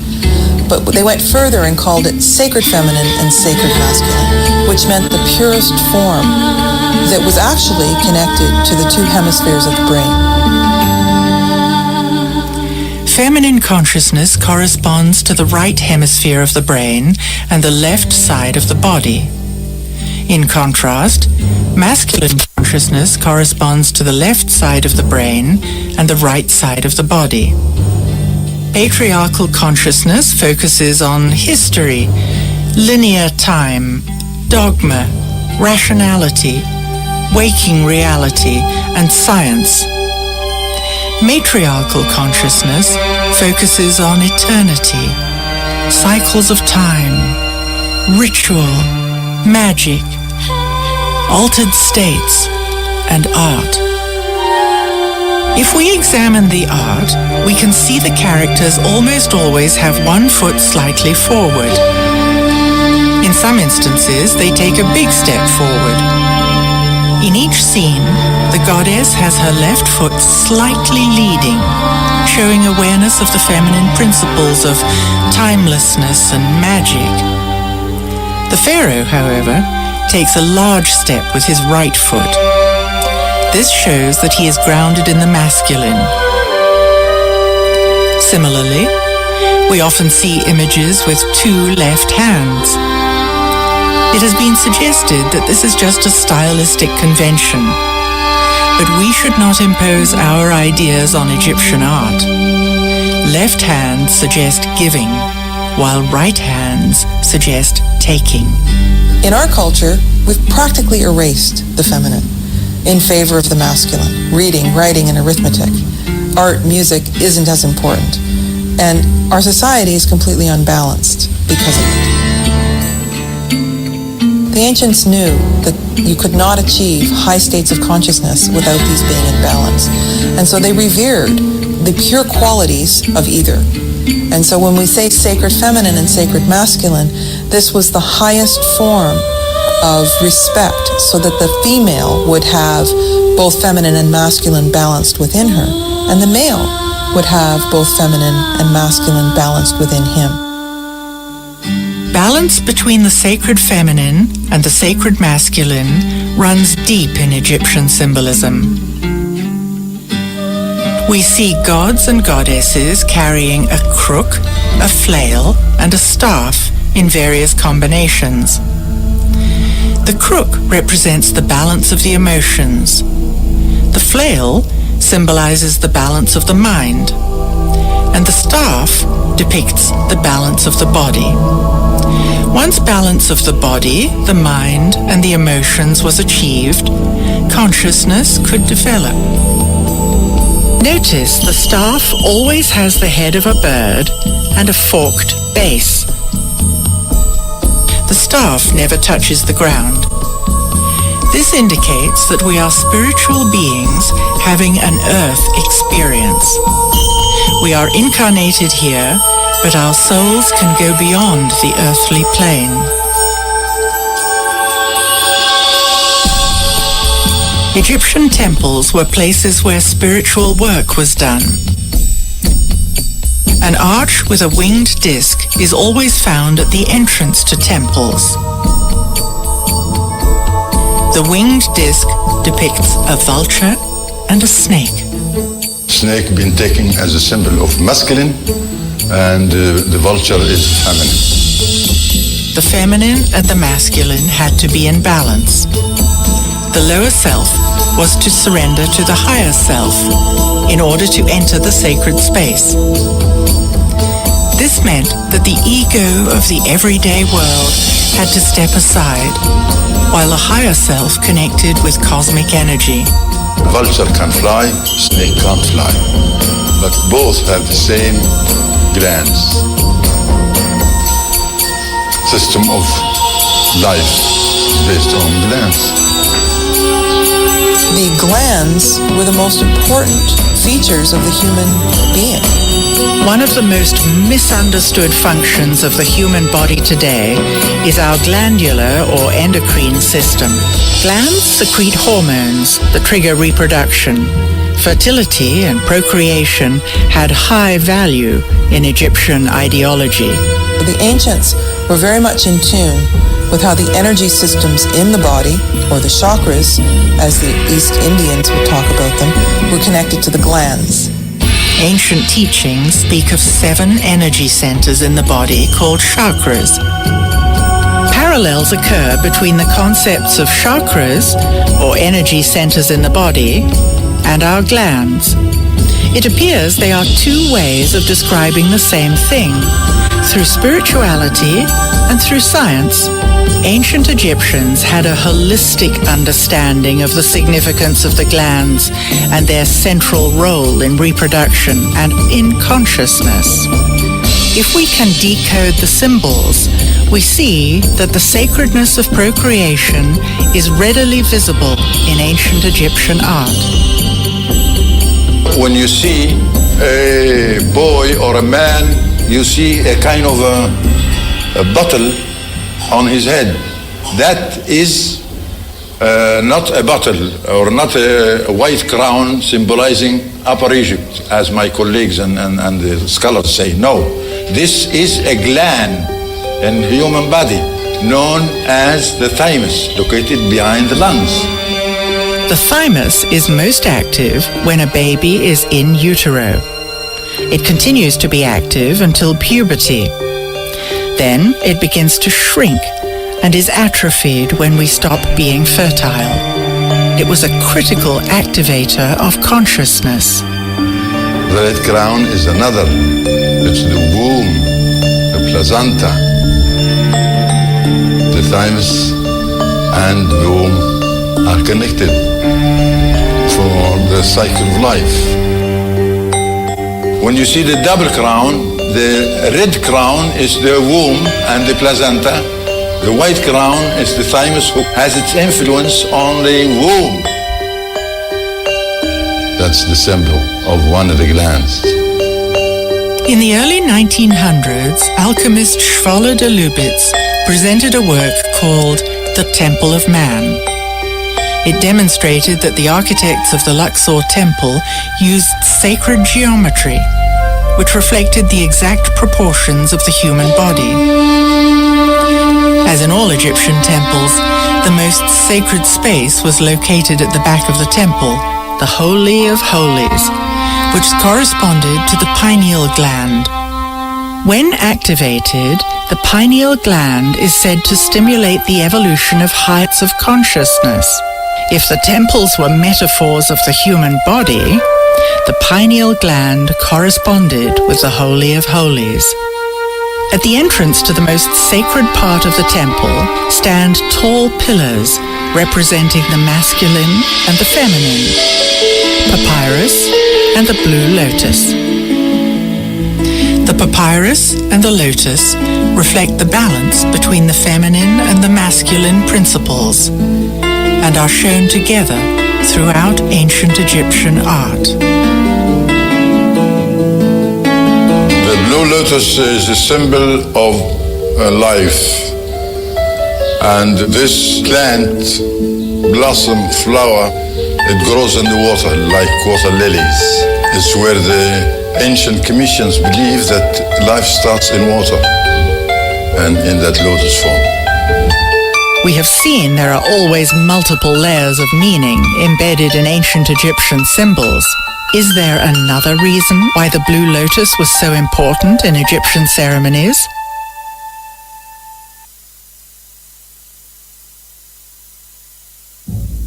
In ancient Egyptian art, we see countless instances of part animal, part human forms. What were the ancients trying to convey by these curious images? There's a technical term for such creatures that anthropologists use. They call them therianthropes, and that's from the Greek therion, which means wild beast, and anthropos, which means man. They're combinations of beast and man. It's not an accident that all of the gods of Egypt are therianthropic. They have, of course, fully human forms, but in most cases they also have forms that are part animal and part human. So you may consider Horus the head of a hawk and the body of a man. You may consider Sekhmet a lioness with a human body and a lion's head. Or Anubis, of course, the guide of souls, who is part jackal and part human. Egypt isn't the only place where these half-animal, half-human images have been found. Half a world away, we find clues to decode these mysterious symbols. Throughout the Amazon today, shamans working with the powerful visionary brew ayahuasca, a combination of two plants. Very frequently they will, after their visions, when they return to the normal alert problem-solving state of consciousness, they will actually sit down and, recollecting what they saw in the visionary state, will paint and draw the images that they saw. And the most common motif of these ayahuasca visions is the therianthrope, creatures that are part animal and part human in form. This specific characteristic of the ancient Egyptian gods is one of the things that tells me that our ancient Egyptian ancestors were using altered states of consciousness to explore the realms of spirit. Again, we see images of blue lotuses. Is there another, less obvious interpretation of this symbol? Altering of consciousness has been done by a variety of different methods and techniques. Most commonly in shamanistic cultures, still to this day, it's done by using hallucinogenic plants, which, as it were, switch the receiver wavelength of the brain and allow us to tune in to other realities. Of course, there are a range of non-drug techniques, rhythmic dancing, certain kinds of music, certain kinds of spaces have an effect on human consciousness. But there's a great deal of evidence that they made use of a potion involving the blue lotus and the mandrake root, possibly also the opium poppy as well, to enter a visionary state, and in that visionary state to explore, navigate, and learn about the realm that lies beyond death. And they had very concrete and specific ideas about this, which are expressed in the ancient Egyptian books of the dead, going right back to the pyramid texts. This was not a work of imagination on the part of the priests. This was a work of documentation of their out-of-body exploration of realms that lie beyond the merely physical. Is it possible for us to learn to access other realms today? Can we expand our capacity to perceive? Do we need new ways to describe these phenomena? If I come today and say, I saw you in my dream, you're going to ask me, what did you see? Then I say the dream. Now, did I show you? The verb see is not there because I did see you in my dream, but not with my eyes because I was asleep. So how did that happen? It must be a sense put all this vision to me without my eyes. But I still, when I speak, limit vocabularities to say, I saw you in my dream. No, I didn't see you. But there's no other way to say it. Could the ancients have mastered innate human abilities that we have forgotten? You can't tell if that bird on the tree is happy or frightened from a cat. Yeah?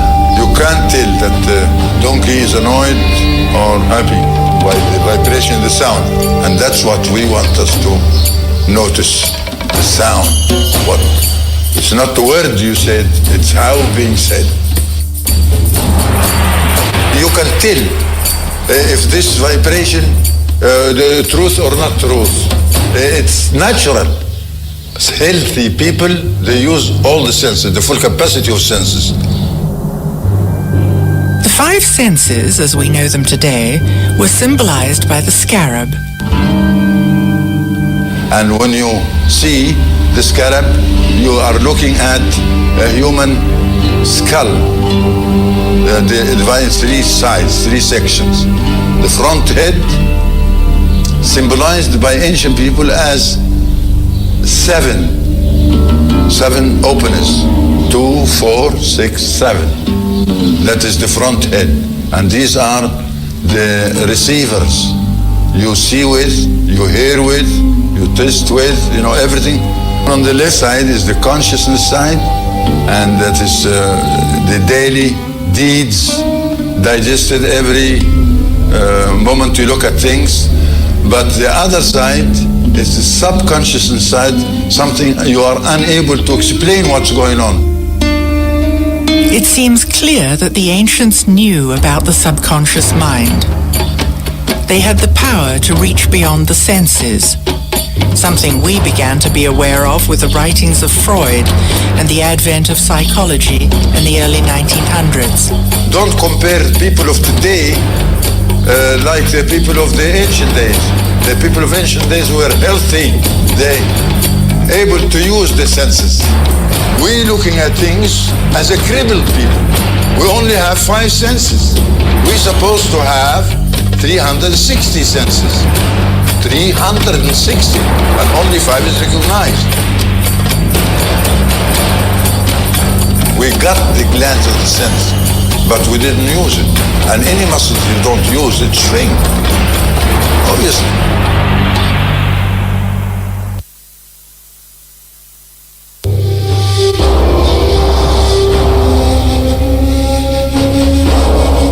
How can we begin to imagine that the ancients had the capacity of 360 senses? Perhaps a metaphor for the full spectrum senses could be a sphere. Is it possible for us to move beyond our 5 senses today? Our 5 familiar senses have been evolved by evolution to connect us to the physical and material realm. But we have, I like to think of it as a secret doorway inside our own minds, which can be opened in altered states of consciousness, through which we may project our consciousness into other realms and dimensions, and those then become accessible to us. Could it be that the ancient Egyptians were accessing supernatural realms through heightened perceptions that came from full spectrum senses? I come to the conclusion that it's really impossible to understand ancient Egyptian civilization and ancient Egyptian spirituality and religion until you get to grips with the fact that the priests of that religion were deliberately and in a targeted way cultivating altered states of consciousness in order to access the supernatural realm. They know what shamans all over the world still know today, that in the alert, problem-solving state of consciousness that is particularly valued by Western industrial society, you are not going to have supernatural or spiritual experiences of any kind. It doesn't mean that the supernatural and spirit realms are not there, because they are. They're all around us all the time. But our senses cannot tune into them. It seems that the ancients must have been tuned into something that allowed them to build sacred structures using monumental architecture. Today, we consider ourselves to be highly educated. Yet, engineers are at a loss when they try to build even a small pyramid. Has our system of education diverted us from what was common knowledge in ancient times? There were no schools and universities like what we have today. We've been influenced by this system of teaching. Today we think it's a relative life, that no education, they have been to school, and how can they build a pyramid? They don't know figures, how can they do this? But we don't know that the senses we have make the impossible possible. The impossible to us, which based on ignorance, make it possible. Because knowing is a very great power, just to know.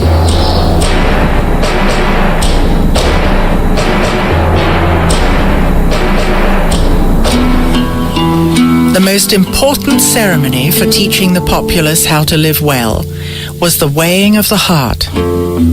It reveals what the ancients believed happened in the moments after death. Initially, in the ceremony of the weighing of the hearts, the deceased would meet Anubis, who would say, "You're dead.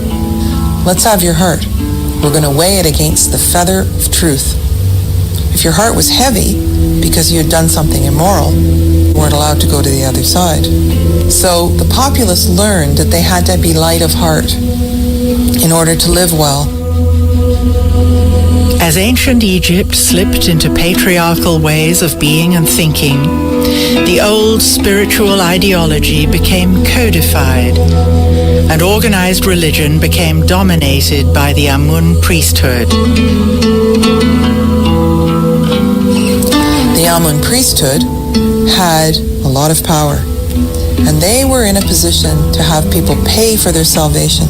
It used to be that your heart was weighed against a feather of truth, but in later pictures of the ceremony of the weighing of the heart, you'll see Horus holding onto the scale, and you could pay the priesthood for Shakti dolls, and the more of them you had, the more likelihood you could buy the lightness of heart instead of being light of heart. Well, this is a fundamental change in terms of how to live well. And I think that we still are living in that way. History is written by its victors, and as the patriarchy took hold, much effort was put into suppressing Egypt's matriarchal past. There's a few pharaohs who were erased from the king's list. Hatshepsut was one, Akhenaten was one, and Tutankhamun was another. The legacy of the controversial pharaoh, Akhenaten, was almost lost forever with the complete destruction of the city he and Nefertiti had founded at Amarna. Now, very little was known about Amarna until there was an earthquake, and the pylons at Karnak were filled with these little blocks that had been cut up, and they used them from Amarna to just put as filler inside the pylons. So when archaeologists found them and started putting them back together, they realized there was a very large story here.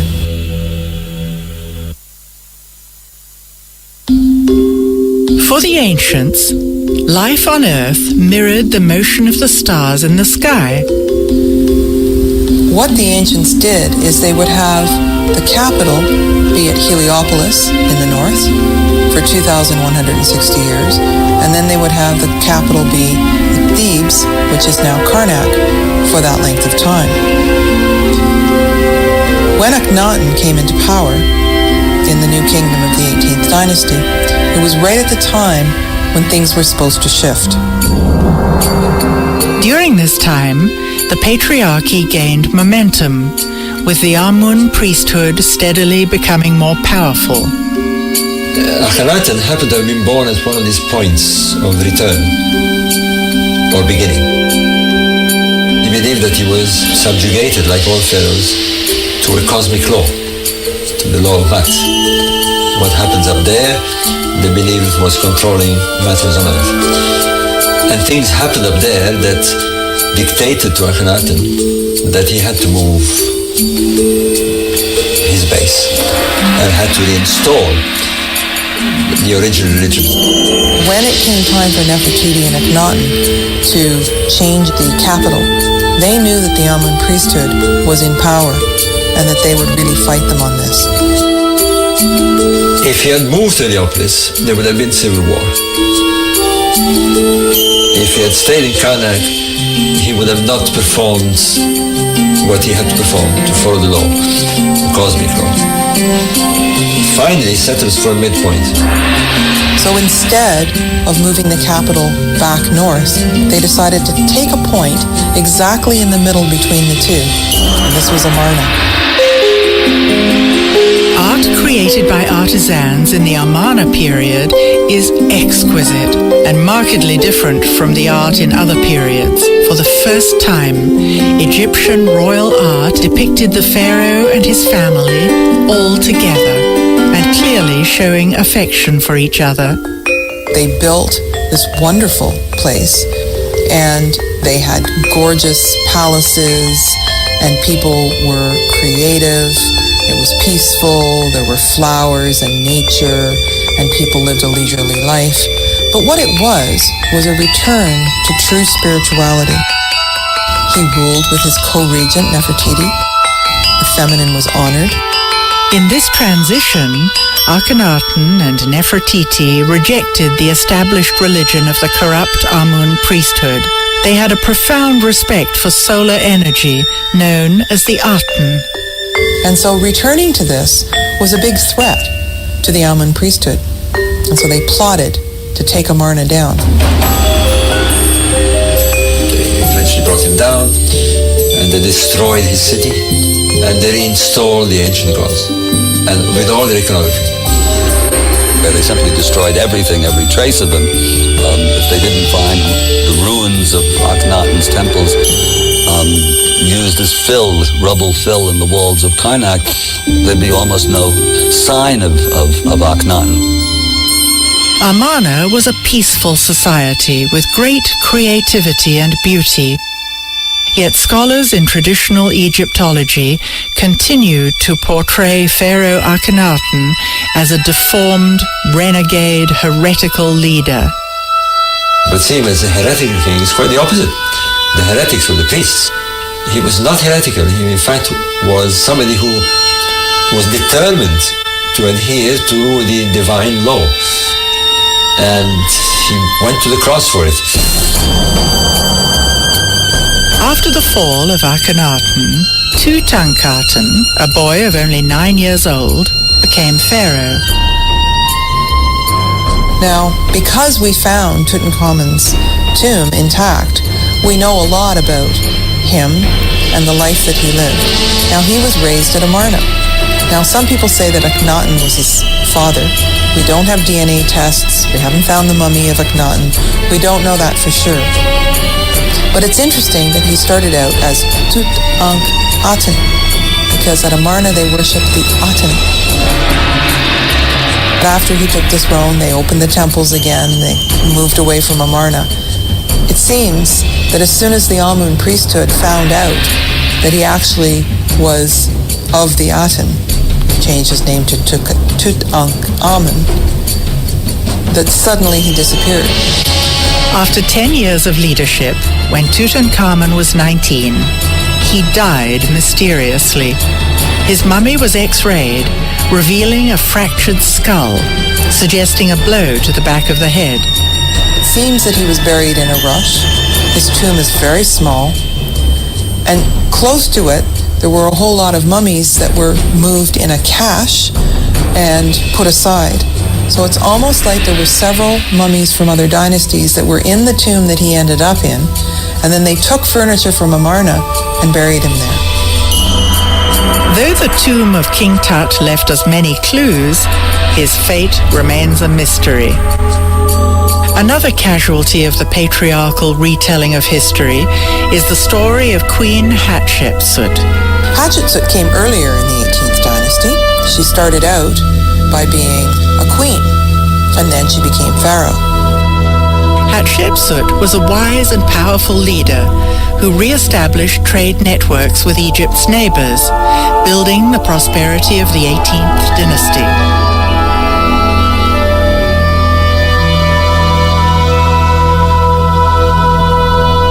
She was certainly ruling for a long time at a period of tremendous peace and prosperity. The artwork was never better than under her reign. Had she been male, she would likely have been remembered in history books as the best ruler of Egypt.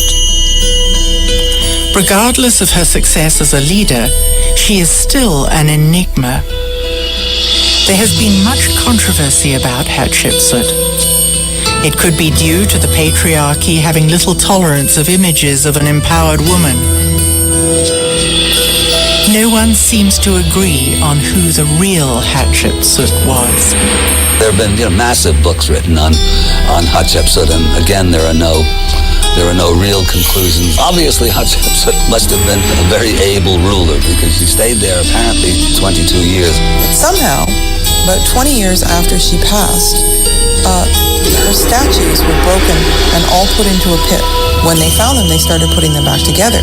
But, like Akhenaten and Nefertiti, the Amarna period, they were largely forgotten because the people who came after were very threatened, and they somehow wanted to destroy all trace. Hatshepsut, Nefertiti and Akhenaten, Tutankhamun, they were the ones that really understood spirituality in some way. I suppose there was no money to be made if you weren't selling salvation. We may never know how the high courts of ancient Egypt were run. It seems likely that the stories passed down through the patriarchal institutions of the 19th and 20th centuries may have misled us. The peace and prosperity of the 18th dynasty, particularly in the time of Hatshepsut, Nefertiti and Akhenaten, had to do with honoring the feminine in balance with the masculine. Looking at Egyptian artifacts and frescoes, it is clear that the feminine principle played a prominent role in society and was cherished and revered. The feminine principle was articulated in the concept of a great mother who was central to the ancient Egyptian worldview and was echoed by other world cultures. The Milky Way in the sky is mythologized in various ways, in various traditions, in various cultures around the world. And it's often thought of, almost universally thought of, as a great mother principle, the great cosmic mother in the sky. In ancient Egypt, biology met cosmology, and both were considered sacred. When you look at cosmology in terms of biology, it's describing events that happen inside of a womb. And the womb happens to be the womb of the mother goddess. In both Mayan and ancient Egyptian cosmology, the center of the Milky Way galaxy is where stars are born. Metaphorically, it is the womb of the great cosmic mother, represented as Isis, giving birth. We keep looking at how the ancient Egyptians thought, and everything fed biology and procreation. how we got here, how we came into existence, biology, and then how we left, and how our soul continues to live. And we can see that there aren't really that many symbols that aren't pertaining to balance of the body, mind, and emotions, and to balance between the two hemispheres of the brain. Once we can embrace that, then it's easier to understand the Egyptians. That switch from matriarchy to patriarchy, I think it's the cause of what's on the world now of conflicts and disagreement and showing off power. Yeah. Already, the beginning of the first dynasty of ancient Egypt, Egypt was moving from being matriarchal to coming into more patriarchal ways of being and thinking. There were a few periods where the ancient knowledge was remembered, but it's important to remember that there was a lot of ancient Egypt prior to the dynasties and in the early periods that did not represent those values. So the parts of Egypt that I find the most interesting come from the memory of times that came further back. I said many times that healthy people, they got the power, which is unhealthy people haven't got it. And I want you and all my friends and all my beloved to know that you have it. And when you know that, you will work on it to come bring it stronger. As I said before, the senses, just like muscles, if you don't use, it shrink and go.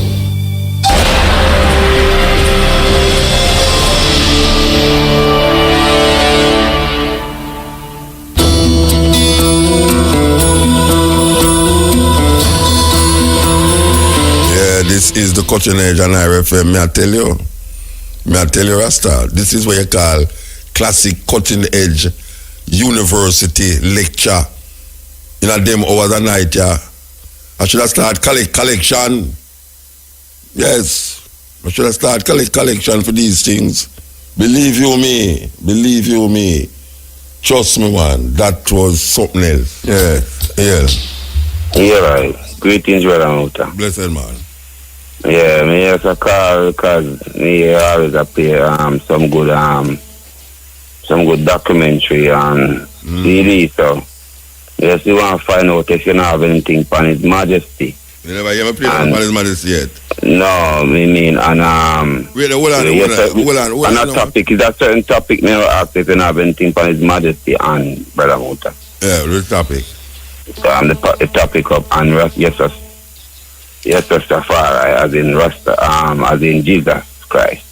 If you make any statement about it, yeah, if you have anything, speech, but not His Majesty. I have speech when make about it, but not documentary. Speech. Okay. Right. So you have anything you can say on any of these speeches? No, listen to me, I say no. I don't have him on a documentary. I give speech like that, but I have him in books. So I would have to read what him say rather than him I say where like what the documentary I say, you know, I would have to read the book. Okay, well, the reason being I ask is because I look up on speeches on YouTube or document interviews on YouTube of His Majesty speaking on Christmas. Yeah, then them not celebrate Christmas in Ethiopia, man. Yeah, and oftentimes His Majesty elaborate on Jesus Christus or Jesus Christ or whatever language you want to call His name in. Because as we know about the different types of language and accents and all of these things can be something that we often debate upon. So you don't translate Haile Selassie name when you talk about these things. So when you talk about Haile Selassie, you don't translate him name to English. It's his name to English? Yeah, when you're talking about Haile Selassie as the Emperor of Ethiopia. You want to tell me his name in English? No, the translation of the name is the power of the Holy Trinity. Yeah. But I am saying to you that when you're talking about the Emperor of Ethiopia, you don't use the translated name. Okay. But being you understand why I say that to you? You understand why I say that to you? Yeah, I'm getting to what you're saying. But being that what me I say to you? What me saying to you? What me saying to you? Why me say saying that they're not using the English translation and His Majesty name whenever they refer to Him? Yeah, but why me say it? Why me say that? Why me say that? You would have to tell me that. Oh, so you never understand why me said it to you then? Then you can explain. No, you're talking about the last week we talked about, the transliteration or the translation of, you just a while ago said Jesus Christ or Jesus Christus, whatsoever they want to say in a different language. Yeah. And I am saying to you, even though you say Jesus Christus and Jesus Christ, you still don't call him the real name where him the name. You call it a transliteration of a name where Greek call it or where English call it. So that's why I'm saying to you now, why you don't translate Haile Selassie name when you're talking about him name in a different language them? Well, the point is what I want to get to, is the point that which you is putting cross at times, that he has tried to put cross himself as the King of Kings about Jesus Christus. Who put cross himself? Who put cross himself as King of Kings? His Majesty put cross have his information that he has put across pertaining to Jesus Christ. There is information out there that His Majesty has put across to the world. No, but I never that said he wanted people to know about what his thoughts on him is. Yeah, man. Can say we need to have one of the oldest version of the Bible. So, being up on this time of this dispensation in this age, being that all of what is going on within our country at this time. Yeah, the Bible can't save you right now. Yes, so what I'm saying, Brother Muta, there's a lot of things going on in our country right now, Jamaica, even though that we have grown up with the history that we have grown up with, but today is the present, and with all of what is happening, we don't want to be a contributor, to negative. We the people who is in the front of the teachings. So I sound like I have a contribute. So I sound like I contribute to negativity. Yes, at times it seems because now at this present moment we need something of some significance to hold on to. So let me ask you a question. The tape from a play a while ago, you see it as a part of the negativity? That's not the only tape, Brother Muta.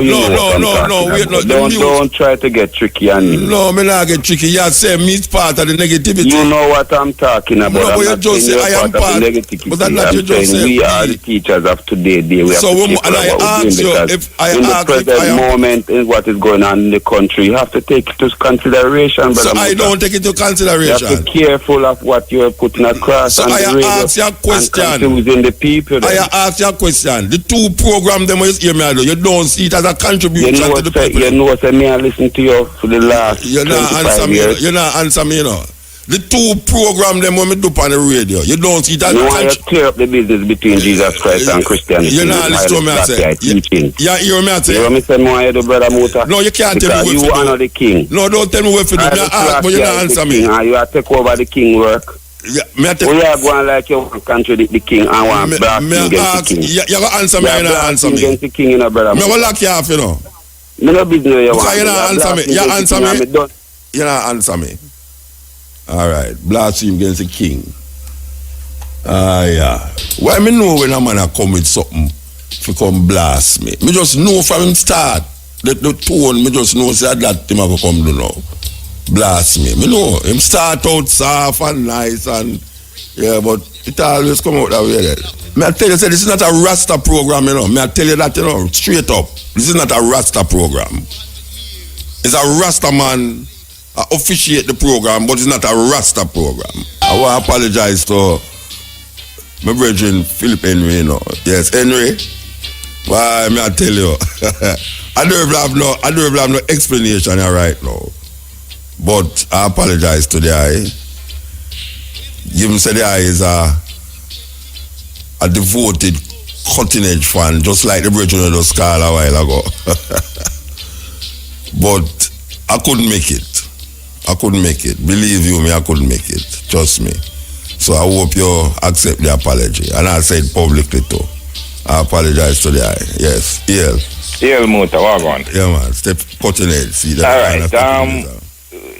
The thing where I want to listen to the documentary in kind of pieces. Maybe I get to listen to the whole light as I'm not like, but Very interesting. Very interesting, very informative. I think you played that already, right? No, me never played that yet. Me never played it. Me play some of the things them outline in there. Right. Me play it from other people. Right, right. All right. So the idea them, we probably hear them already, basically, as well. What was one of the interesting thing we note in the lady, when the lady was narrating in a fair comment, was she made a very important comment where me, in a recent time, may I express that. I just experience a consciousness that I may talk it to people, and that is when you're looking at history, at historical events, and you're looking in the past, when you look at it, and you're looking at it based on what you read, and some of what you see on documentary, and some of what people tell you, and you form your own kind of understanding of what it would have been like. But she made an important point when she was talking about the patriarchal and the matriarchal society, and she said when we looking back, when we remove the layers of patriarchal thinking, we can see it from a different light. The matriarchal system. Exactly. Yes. And no, that is a very important statement, because all of us, and I can say that, all of us, when we look back at history, we look at it from a through a particular lens. Yeah, patriarchal lens. Yeah, well, that is in patriarchal, but I'm just talking about other things with history. Not just patriarchal and matriarchal, but just history in general. We tend to look back at history through a particular lens, probably the lens we'll read it through. The conqueror. Right. Or even so, through the conqueror. Because the conqueror write history. But I'll go even a little more detail than just the conqueror. What me really look back is that how we tend to be kind of, for want of a better word, biased. We tend to be kind of biased when we are thinking about history, because we're biased based on what we read, and that just kind of form of an opinion of what the times was like. Why I said that, Muta, is because when I look back at, like, say, the Middle Ages and them time there was a way I used to look at it, and then may encounter other information when may I see it through a whole different light.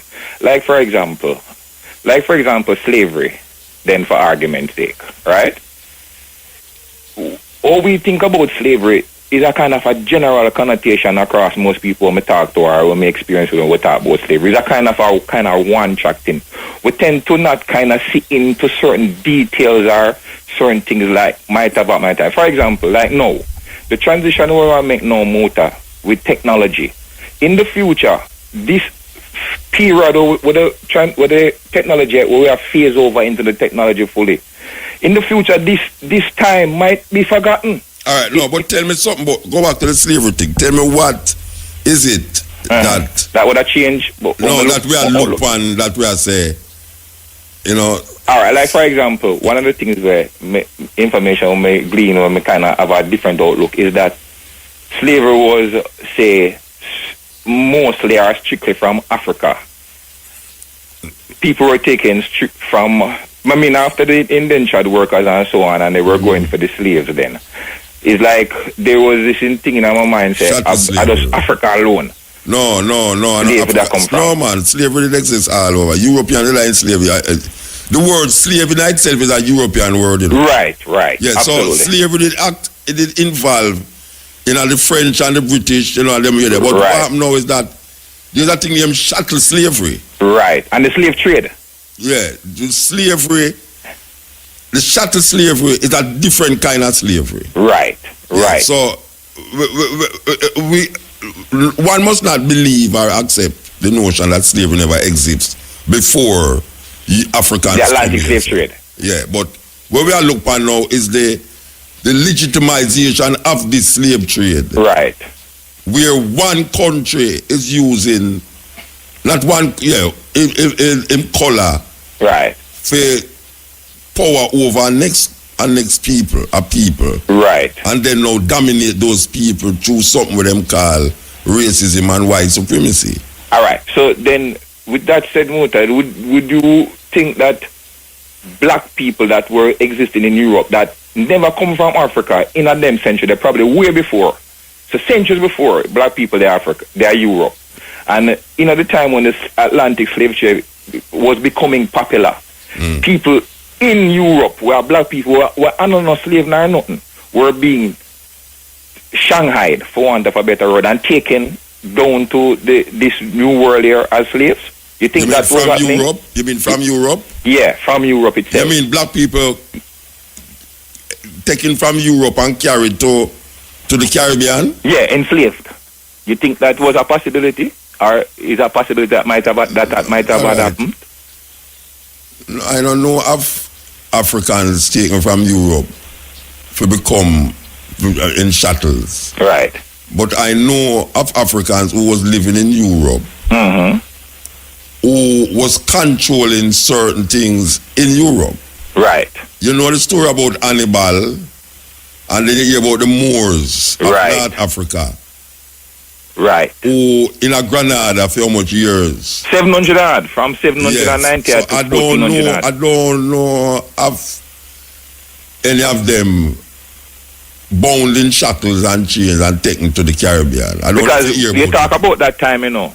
So you hear about that? You hear about that? No, that's why I start the conversation with our outlook and history, because it's information about make we start see things through different lenses, you know. So you say there's that time will come when we recognize Africans was taken from Europe to Jamaica, in the Caribbean as chattel slavery. Yeah, what I'm saying, Muta, is that the information that we have been reading or accessed over time facilitates us to see it in a particular way. Yeah. No, I'm saying if other information is out there, you might see it in a whole different light. Yeah. And what me say, you put a proposal and say maybe Africans, one of the things them is that we might go find out say Africans was taken from Europe. And black people did in Europe and they were taken down. No, hold on. Yeah. You see, no, you're not using it as a proposal, no, you have to bring it now as a fact. Put it as a fact. It's a theory. It's a theory. Yeah, but it's a theory. Because but you so know, and I say, black people was brought in, you see, so you start to move it from the supposition to a fact thing, which is not like it did start out as. Hold on. So now, you have to give me the information where you have now in your head. All right. I don't want to say. Where you find that black people was taken from Europe. What may I say, Muta, is that may encounter information in recent times suggesting to me that the Stuart monarch, what did I run England, was black people. All right, you want me to ask you now. Yeah. You see now, you sound like the bridge in a while ago. You know. We are talking about Haile Selassie. No, man, you know why? Because you start out one way. Right. To bring round something. Right. Which the way you're going to try to bring round to me now is that King James was black. No, you can't operate me answer that. No, but you finish. You operate me now. All right, go on. Yeah, you operate me answer that. Yeah. What I basically I say is that black people did inner Europe up and a proliferate nobility up to way up in the 17th century. All right. Way up in the 17th. So what happened? What happened up to even the 18th? Because even 1776, where America get independence, the monarch. So you tell me what happened. But so what may I say, according to the information where you get, tell me what happened. No, so what may I say, Muta, is that looking at it from another lens and another angle. No, we have to hold on. Let me finish it. But you see, you sound like you don't have the answer before you ask the question. No, but you're not allowing me to speak. Because I know you have the answer before you. No, I do not have the answer, Muta. That's why I call and I reason with you. Come and reason with you as an elder person who has been exposed to that information before me. You should have opened up the conversation and hear me say. No, I'm not going to lock you off, Bridget. You know me I say. Okay. You start out with a proposition, but it's not the proposition you want to propose. You want to show me that you have information which is factual, for show me say Africans was taken from Europe as slaves. It's not that you start with, you know. No, but and then Muta, you go you're getting psychic now, because you have to tell me what you want to say. But you admit to it, but you admit to it. No, come on, Muta, man. You don't admit to it, but you admit to it. All right, hear the point. All right, tell me about the stewards. What may I say to you is that, Muta, we have to look upon things at another lens now, because more new information has surfaced, or hidden information is surfaced. To you, the new. No, because guess what, Muta? Here what now? You see that thing you call the World Wide Web and this information. But it's new to you. Well, no man, Muta. This is what I say, no man. What I say is that there's tremendous amount of information that was not presented long time.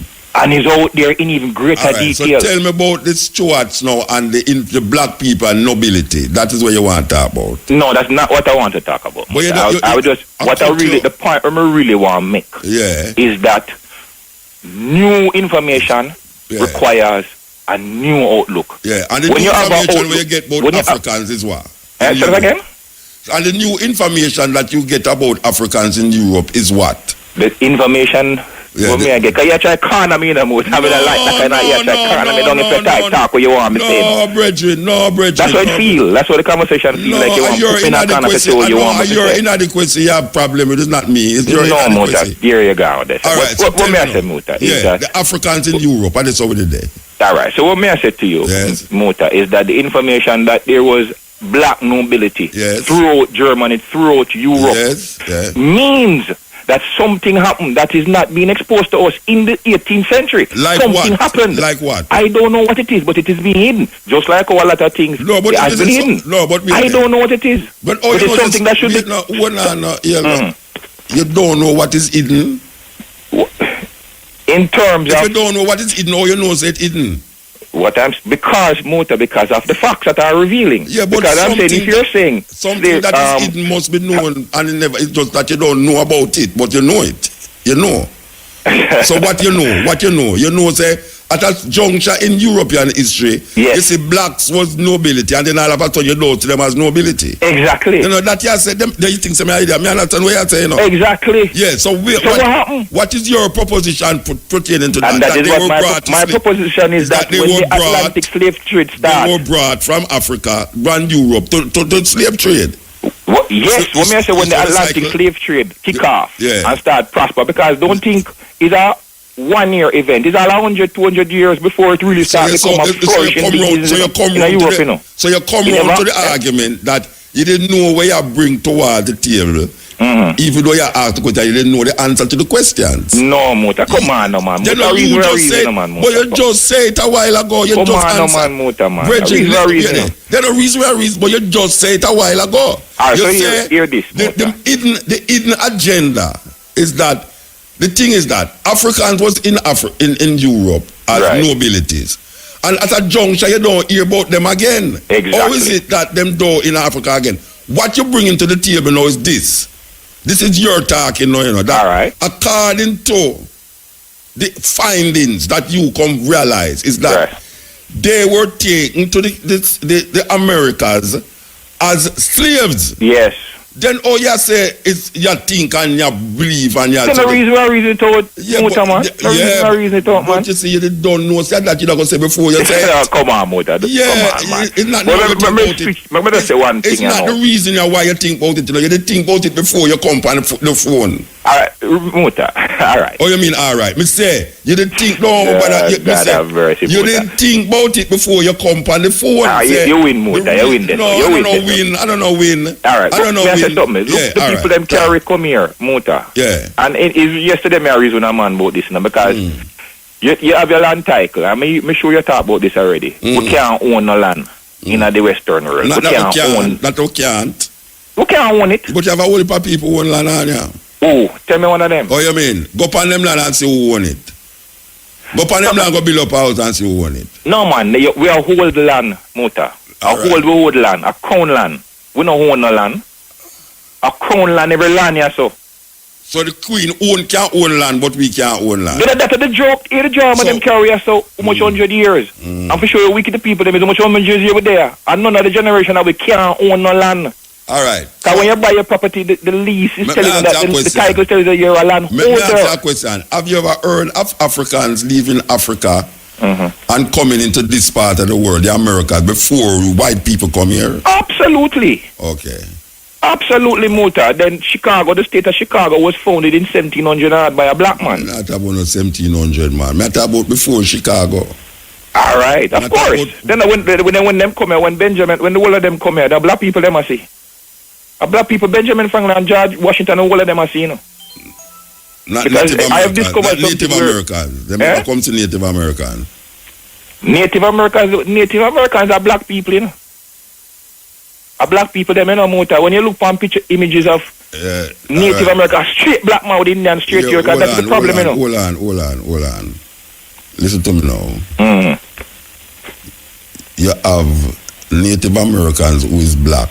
Right. But you cannot say that Native Americans is black people. All right. And here is the thing now. Let's go to some definition, Muta, because this is always a troubling point when you talk about black people and stuff. Yeah. When I say black people, I mean all colored people, not everything that is not Caucasian. Is black. Me refer to it as black. Like the Arabs. Everybody with colored and not straight Caucasian. Is black. Is black people. So like the Arabs is black people. Listen what I'm saying. No, me hear what you say. Don't try to make me say what you want for me. No, you say everybody who's colored. Mota, we cannot be majoring in the minor. Let's major in the major. Yeah. I am saying that everybody we know white, colored, some blacker than some. All right. So everybody we know white is colored. Exactly. All right. So you call me colored. Yes. Suppose I refuse to accept that definition. Am I on the wrong point of Israel law? If I refuse to say I'm a colored. Something can be legal and not lawful, you know. No, I never talk about legality of the law. Am I on the wrong side of Israel the law if I say I am? You will be on the wrong side of truth. That I am not colored. Exactly. You would be on the wrong side of truth. All right, so can I ask you a question now? If I say I am not black, I am on the wrong side of truth too? If you say you're not black. Yes. If I am not black, I am not a black person. Would you say that I am on the wrong side of truth? That requires greater definition now. So what is the definition of a black person? So you never going to define what is black? No, what is a black person? No, you never going to tell me what is your definition of black? No, I don't have no definition of black. You know, I talk about the dictionary definition. Wait. You just said right. Everybody who is not Caucasian white is colored. Is colored. Exactly. And I say to you, some blacker than some. Some blacker than some. All right. So I know is what. You ever a colored person. You ever see me yet? A colored, a Semitic, if you want to use the word. Me Semitic. If you want to use the word there. No. If I want to use it, what do I use? I am Semitic. I asked you, Bridget. No, easy with that. No, look, I'm not cutting that. No, wait, I'm not cutting you off, you know. It's not about cutting off. I am asking you. You ever see me yet? You ever see Mutabaruka yet? Plenty times, Muta. I am Semitic. Plenty times, Muta. No, I asked you if Mutabaruka is Semitic. Mutabaruka is a colored man. No, I asked you. So for the purpose of this conversation. I am Semitic. For the purpose of this conversation, Mutabaruka is a colored man. So who's a colored man is person who's not white, who's not Caucasian? Exactly. So I ask you now if a Chinese person is a colored. A Chinese person? Yes. Of course a Chinese person. So in other words, it's a shade of black. It is a shade of black. Of course he's a colored person. So it is a shade of black. Of course. Suppose I choose now. Because you can't define me, I must define myself. Suppose I define myself. No, but that is what I tell you. You're gone in is biasness. No, because black. A truth we are talking about now, you know. No, there's always a truth at every conversation. Yeah, but your truth and my truth is different. No, black. That is the thing with truth. Truth is not relative. Oh, you mean truth and relative? Truth not relative. What is truth? What is truth? What is truth? Truth is truth. Truth is just. No, tell me truth is truth. What is truth? Oh, you can't tell me truth is truth. I have to ask you what is truth. Define what is truth to me. I have to say truth is truth. Define what is truth? That is not definition of truth. All right, let me tell you what is truth. No, hold on. No, the way you ask me a question now, man. No, because me that said something a while ago. Listen to me now. All right. If I tell you, say, I am not black, you're going to tell me now, say, I go against truth. Yeah. All right, so I ask you now, how do you define black? anything that is not Caucasian. So who's a Caucasian? Who is a Caucasian? Yes, who's a Caucasian? A Caucasian is a man of no color, a man of no color. Oh, so him don't white then? A man of no, but as I said, them thing they kind of. No, we are getting down to the basis of the argument. No, because you define one set of people as black, but you can't define another set of people as white who's not black. I'm telling you that the Caucasians are the white people. But we all right. White and black. No, so stick up in. Make go slow. All right, fair enough. All right.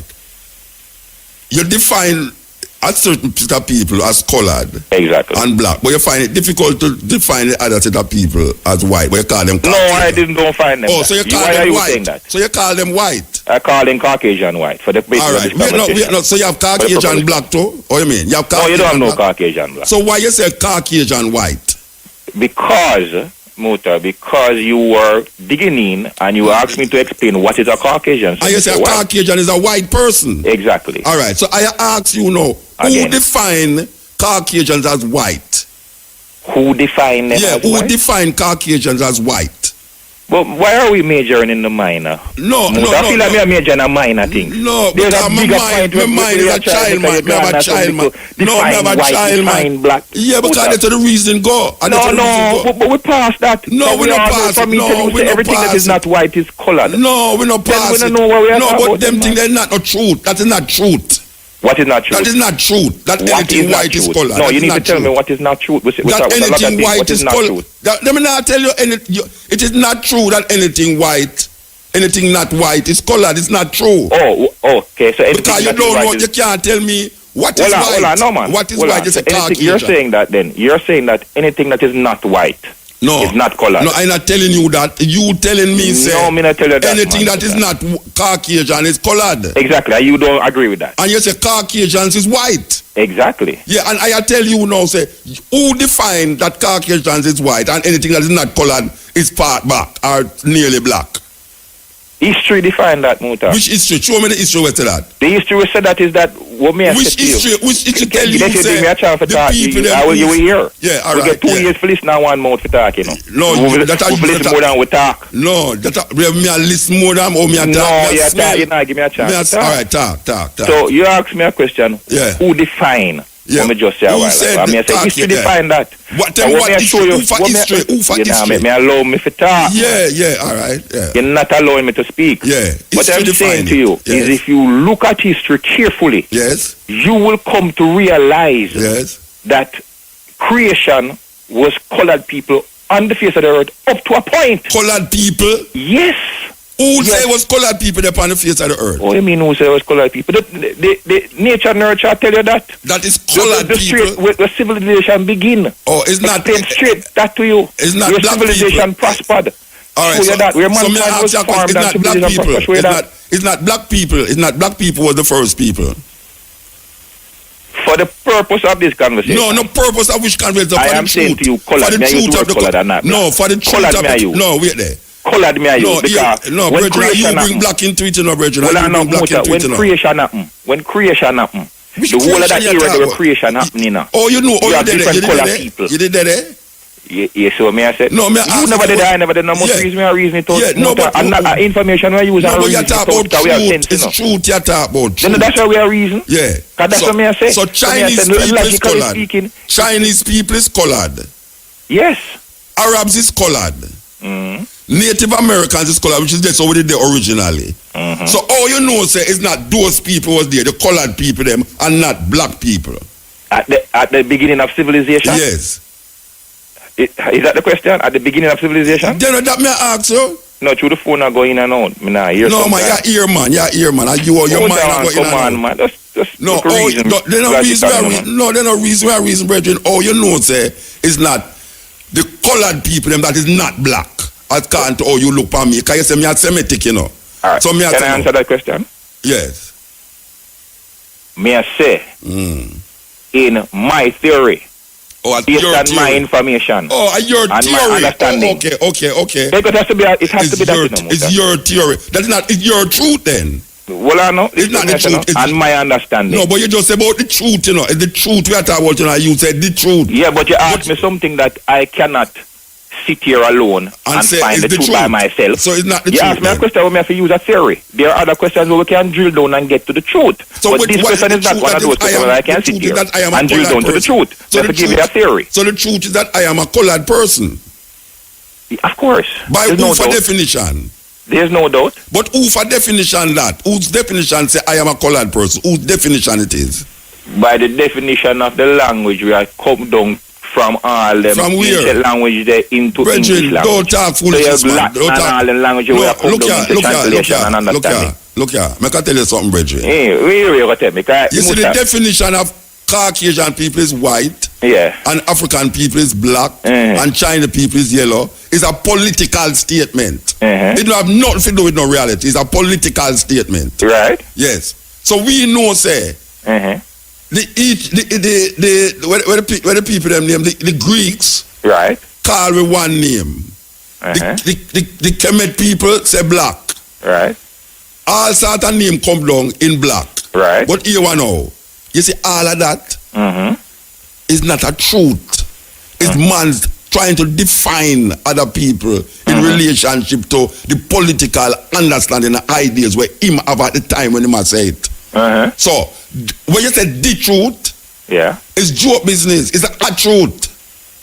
So you're saying there's no... I said there's no the truth. So the only truth where the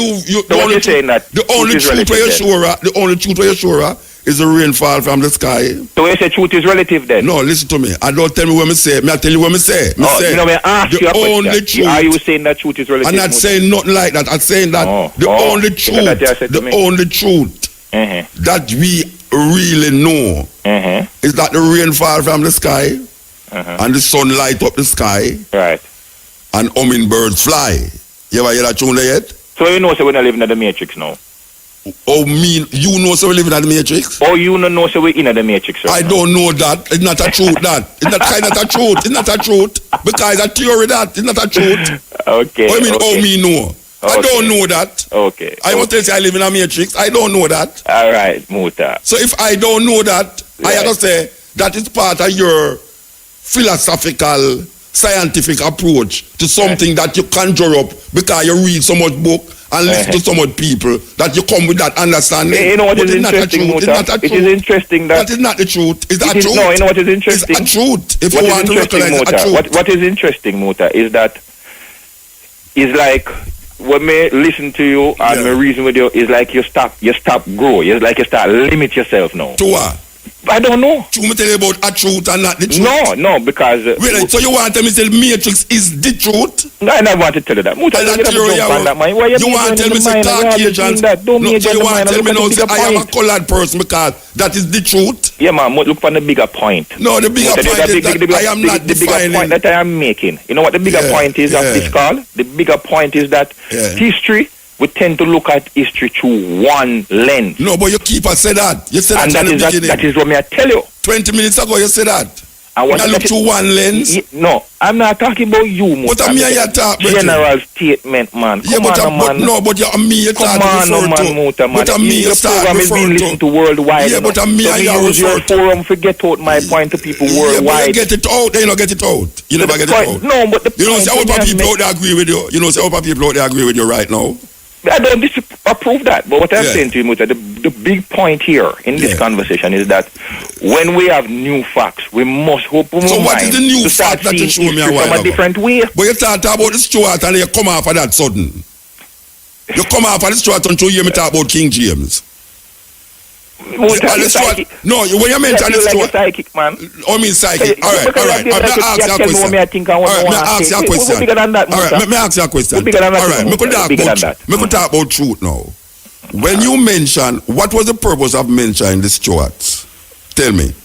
Be honest now. It was in support of my argument. Yes. That black people dominated Europe up until the 18th century. Yeah, and that is not true. So you're saying that is not true? No, because black people was in Europe as nobilities, but them never dominate the nobility of Europe. So how would they have been sitting on the throne of England? Who was it in which black person was it?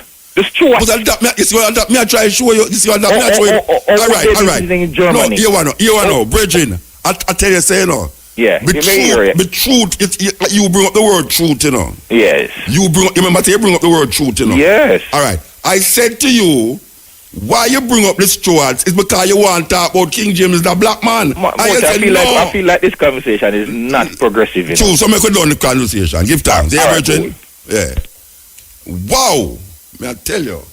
All right. The Bridging go round and come round. It's King James him want to tell me say it's a black man. And he tell me say me psychic. No psychic, no right. The Bridging mentioned the Stuarts.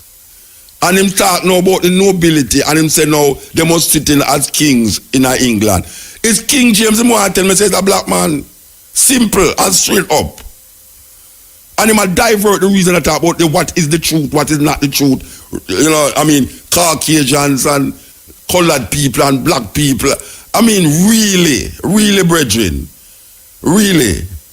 You know the answer them already. And you ask the question them when you know the answer. And you talk to me now, who don't know, say, you know the answer already. Because you don't come on the program with a preconceived notion about what you want to say. And now you come tell me like, say, it's just now you bring up about it like, wow, say, in the 17th century, this and that. How come them was nobilities and them, after a while you never see them? And then him start out with the premise that, why is it, you think, say, he might ask me a question where I have the answer to. You think, say, Africans did come here as slaves through from Europe? Him don't know the answer already. Him have the answer in him head. That is disingenuous, brethren. That is not nice of you. It's not nice of you to do that. Not nice of you, brethren. And I respect your reasoning, but when I tell him say that, him say it's me a psychic, and him know within him heart of heart say it's that him a say. Him know within the heart of heart say it's that him a say, but him don't want to say Muta. Him want to say Muta, you're psychic. You're psychic, and that is the truth. What's the truth? Where the truth come? Where the truth come from? Him knows that King James him want to talk about is the King of England is a black man. Him knows that him want to talk about. Can you mention the Stuarts? Most people who will listen to it now, I wonder how Muta tell the brethren say him want to talk about King James talk about Stuarts. See him come saying at the last part of the reasoning. Him saying at the last part of the reasoning. So don't make it go on like say, we are run the program for a long time. We are run the program, my brethren. And anytime we don't know something, we say we don't know. You can't come tell me, say, me a Semitic. Where this man come from, Rasta? Yes, Ian. Ian, Muta. Yes. Hello. Yeah, man, me I listen to you, man. Mandingo. Yes, Muta, me I tell you. Boy, me I tell you. Two liar dumpy come out pan you one after the other. Brethren, you know, because listen, the two of them, them pretend say, as you say, that them have a supposition, but them already know what them want to say. Answer, them know the answer. Yes, them already have them. I didn't see him with the brother with the eyeless latte. Let's see him with the one. You remember telling me, Mr. Bridget, you start sound like the brother with the eyeless latte talk, But the two of them are the same. Is what is true. But listen, them don't know say Kingston Technical High School we go. 82 and over street, and we are Marcus Garvey Heights. You think we are fool? Tell you, Rasta.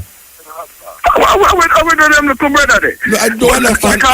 Because the Stuarts were not African. They were not so-called black. Since when you colored? Since when you are Semitic? Remember that call me colored? When Arabs and Chinese are black. The truth is the Arab truth. And Chinese say they are black. Him talking about the truth. It's the truth him talk about, I said, look, You see, this the truth thing. The man know where I was say before him say it, And me I tell him where I was say before him say it, and I tell me I'm psychic. Oh, me I'm not psychic. And when you expose him attempting generalship just like the one before, what about you limit yourself on them thing there. When the meteorological because you know where them coming with and thing. When the meteorological survey there, you see the one before it. You see the one before it. Yeah. You see the one before him? But what vexes him, you know, is when you play the sister talking about our spirituality and religion. Yeah, I didn't mention nothing Jesus. I didn't mention nothing about Jesus. Yeah, yes, that's the heartburn, you know. Of course. That is why you disrespect Haile the king Selassie and you disrespect Haile Selassie, because you're dealing with a king that is thousands of years before no so-called Jesus Christ, before no Hebrew, before no Abraham, before no Joshua, before no Moses. Is that vexed, you know? Brethren, a years me I tell people that this is not a Rasta program, you know. This is not a Rasta. Them not just play it. But me play it a while ago. The 42 thing, me play it a while ago. Yes, they're not that vexed, and there is no mention of Jesus Christ. Brethren, so tell you something. That is the vexation. I can tell you something. And as you correctly say, it's an African program, it's not a Rasta program. It's not a Rasta program. But wait now.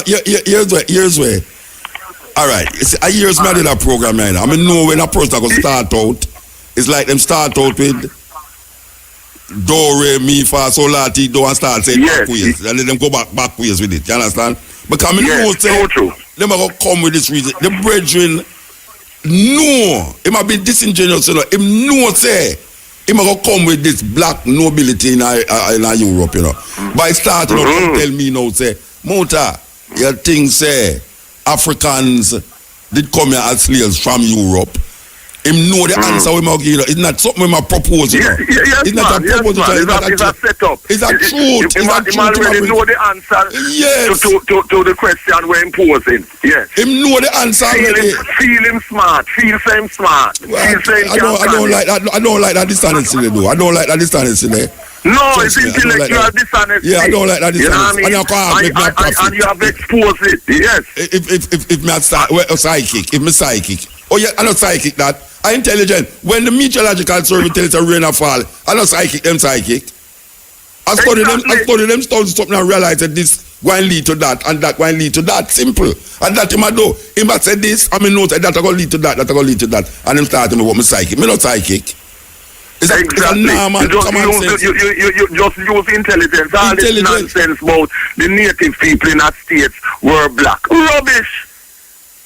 The native thing. We know what the native people look like. But wait, no, that's not like that. We're going to stop using the word they're black, you know. African, you know, have to go work with, you know. We're going to stop using the word they're black, you know. Because the black are kind of confusing.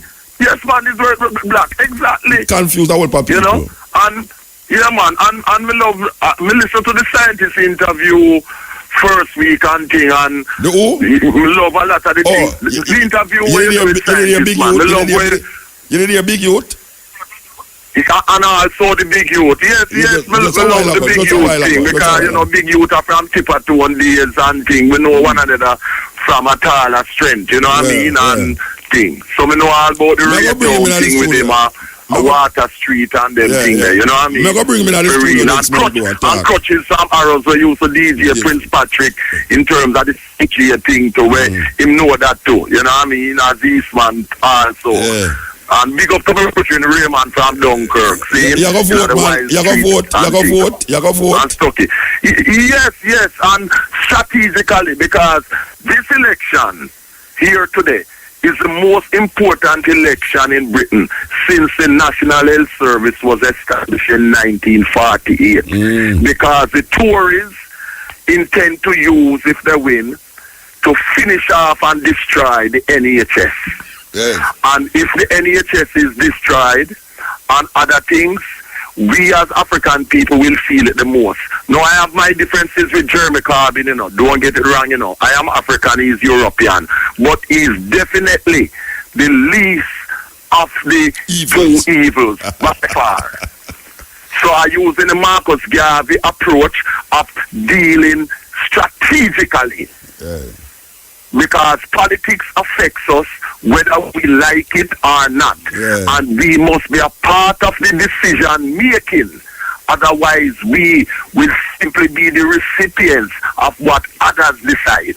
And there is no way in which we can have Theresa May and her Tory gang to win. Because that will be further sufferation for African people. Because we get the most pressure as African people. The NHS, will be destroyed, where our people will be, so because them trying to privatize it, and in terms of increase privileges and wealth for the 5% at the extent of the 95% majority. She make a statement, say she willing to give up human rights for cripple terrorism, or them take it to England when she say that.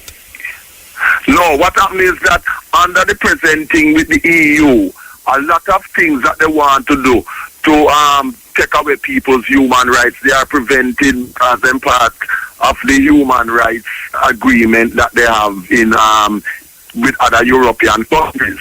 So she's trying to get rid of that. So with Cameron and others before try to do too, so that they can do as they like with people. So in other words, whereby people here could appeal to the human rights European court for justice when them facing justice here. That would be cut off. So them would be free to do any and anything to us without us having any recourse to overturn their decisions, which has happened in the past. So shall use terrorism for them. So shall use terrorism as an excuse, as a pretext. To take away the human rights. Precisely. Okay. It's just a front, a fig leaf. Yes. Okay. That is what she's trying to do. You see? And the next thing that they don't like, where Carbon talk about, is Carbon talk about Jamaica. Jamaica, that little island. The Africans in Jamaica made Britain very, very rich and wealthy, the British, because at one time Jamaica, that same our local Jamaica, was the most precious colony in the British Empire. More than India, more than the States, more than Canada, and anywhere else. That same our island Jamaica. Yes, when sugar was king. Was the most valuable colony in the world for the British Empire. That same our Jamaica there. See? And because Carbon say the oath, because of that, them don't like that too. You understand what I deal with? And telling a lot of lies about him, say him supported the IRA and thing. He never did. What he said is that the Irish have the right for self-determination. Marcus Garvey also said it. He said Ireland for the Irish, India for the Indians, and Africa for the Africans. But we see say that's supporting terrorism. We see say them elect a openly gay person as the Prime Minister of Ireland, you know. I don't think. Yes, and he's also half Pakistani and half Irish. Yeah. So what me I tell now, how you think it look fair? How you think it look? Between me and you right now, it is too close to call. Okay. It's as simple as that.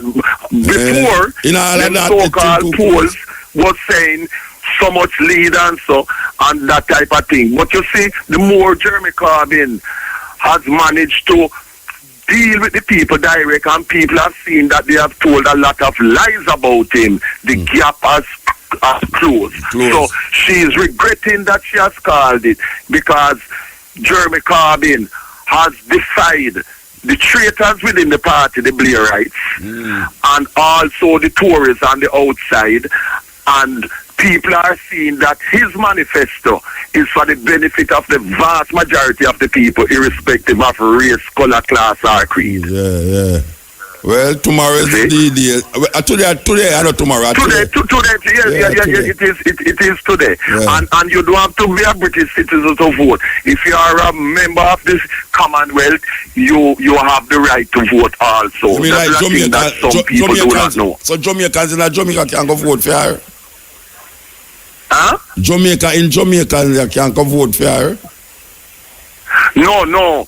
You have to be living here as a resident. Oh, I thought it's a Commonwealth people. Okay. So for those who, if you are a Commonwealth citizen living in Britain, you have to be resident here. Yes, you know. Yeah. But let me say, this is a choice between saving the NHS and making laws that will protect the disabled people, because the disabled people are against her because they have cut the support for disabled people.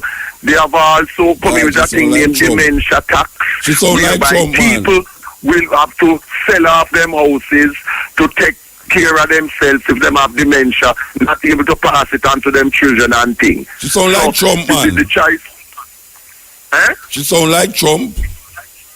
Well, it's the female version of Trump. Yeah, I tell you, she sound like Trump, Rasta. Yes, that's why she was so quick to invite Trump to come here on a state visit.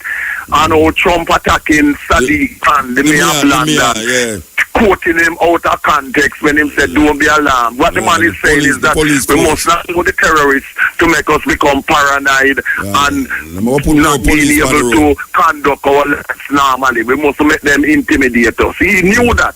But you know, Trump is a racist. You know what I mean? Yeah, that Trumper. Anyway, we have to move yes, it's a Trumper.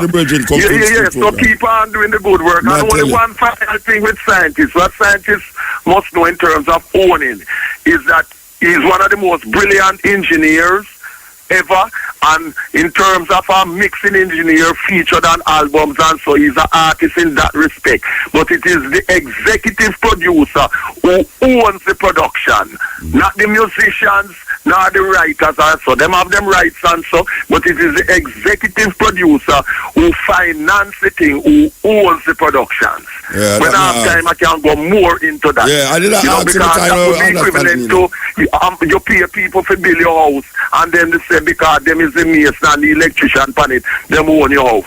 No go so. And you own your house. All right, sir. That is kind of. I did a question that still, you know, because I keep ramming it. No, that's why I say, because I noticed you had to be questioning that to him, because you realize it can't go so. And if you notice after a while, he was wavering because he see what you was saying. So it's true. It's like if you give a lawyer money to buy a house for you, the lawyer buy the house for you, but it's your house because you're giving the money only to transact the business. Same thing with musicians. You pay them to do them work, but them do own your work. Yeah. Well, then, as I say, if I don't know something, I now go ram it like I know it, you know. So I'm glad to say next what is because me pick up on where you say that is why I was determined to mention that, you know, as a correction. Are the Kingston technical in you, man? Are the Kingston technical way in you? You know that, man, the Kingston Technical High School, the first technical school in Jamaica, founded in 1896, the same year when we defeat the Italians at the Battle of Adwa. Yeah, where Michael College rose up out of. Originally, yes, and then Kingston Technical come there. All right, give thanks. Yes, this is the cutting edge, and we say give thanks for the moment. Matrix in the house. May I tell you, them two last caller, well, not the last caller, but the other caller virgin, they know. The virgin. You didn't hear the virgin a while ago? You never hear the virgin a while ago? I try tell me about the truth. No. Every man have a talk about the truth, you know, like I know film truth, you know. Yeah. I want, you know, say I go play this thing here. I go play this thing here, you know. I have to play this thing at the last thing. I know say your time, you know, Matrix, but you know. I go and go play this thing here, where I've been playing for years now, and I go and play it. And it's not me I say it, but most of the things them were said upon it, I totally agree with it. Yeah, it's what you say is the truth.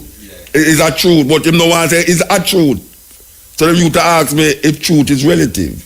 I say, but what is true in Afghanistan, what is true to the ISIL people, them is not true to me. It's what you can see in your mind. All right. See there?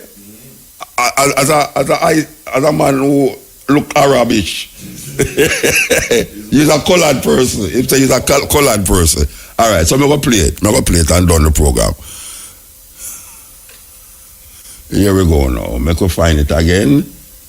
Teach these truths to your children.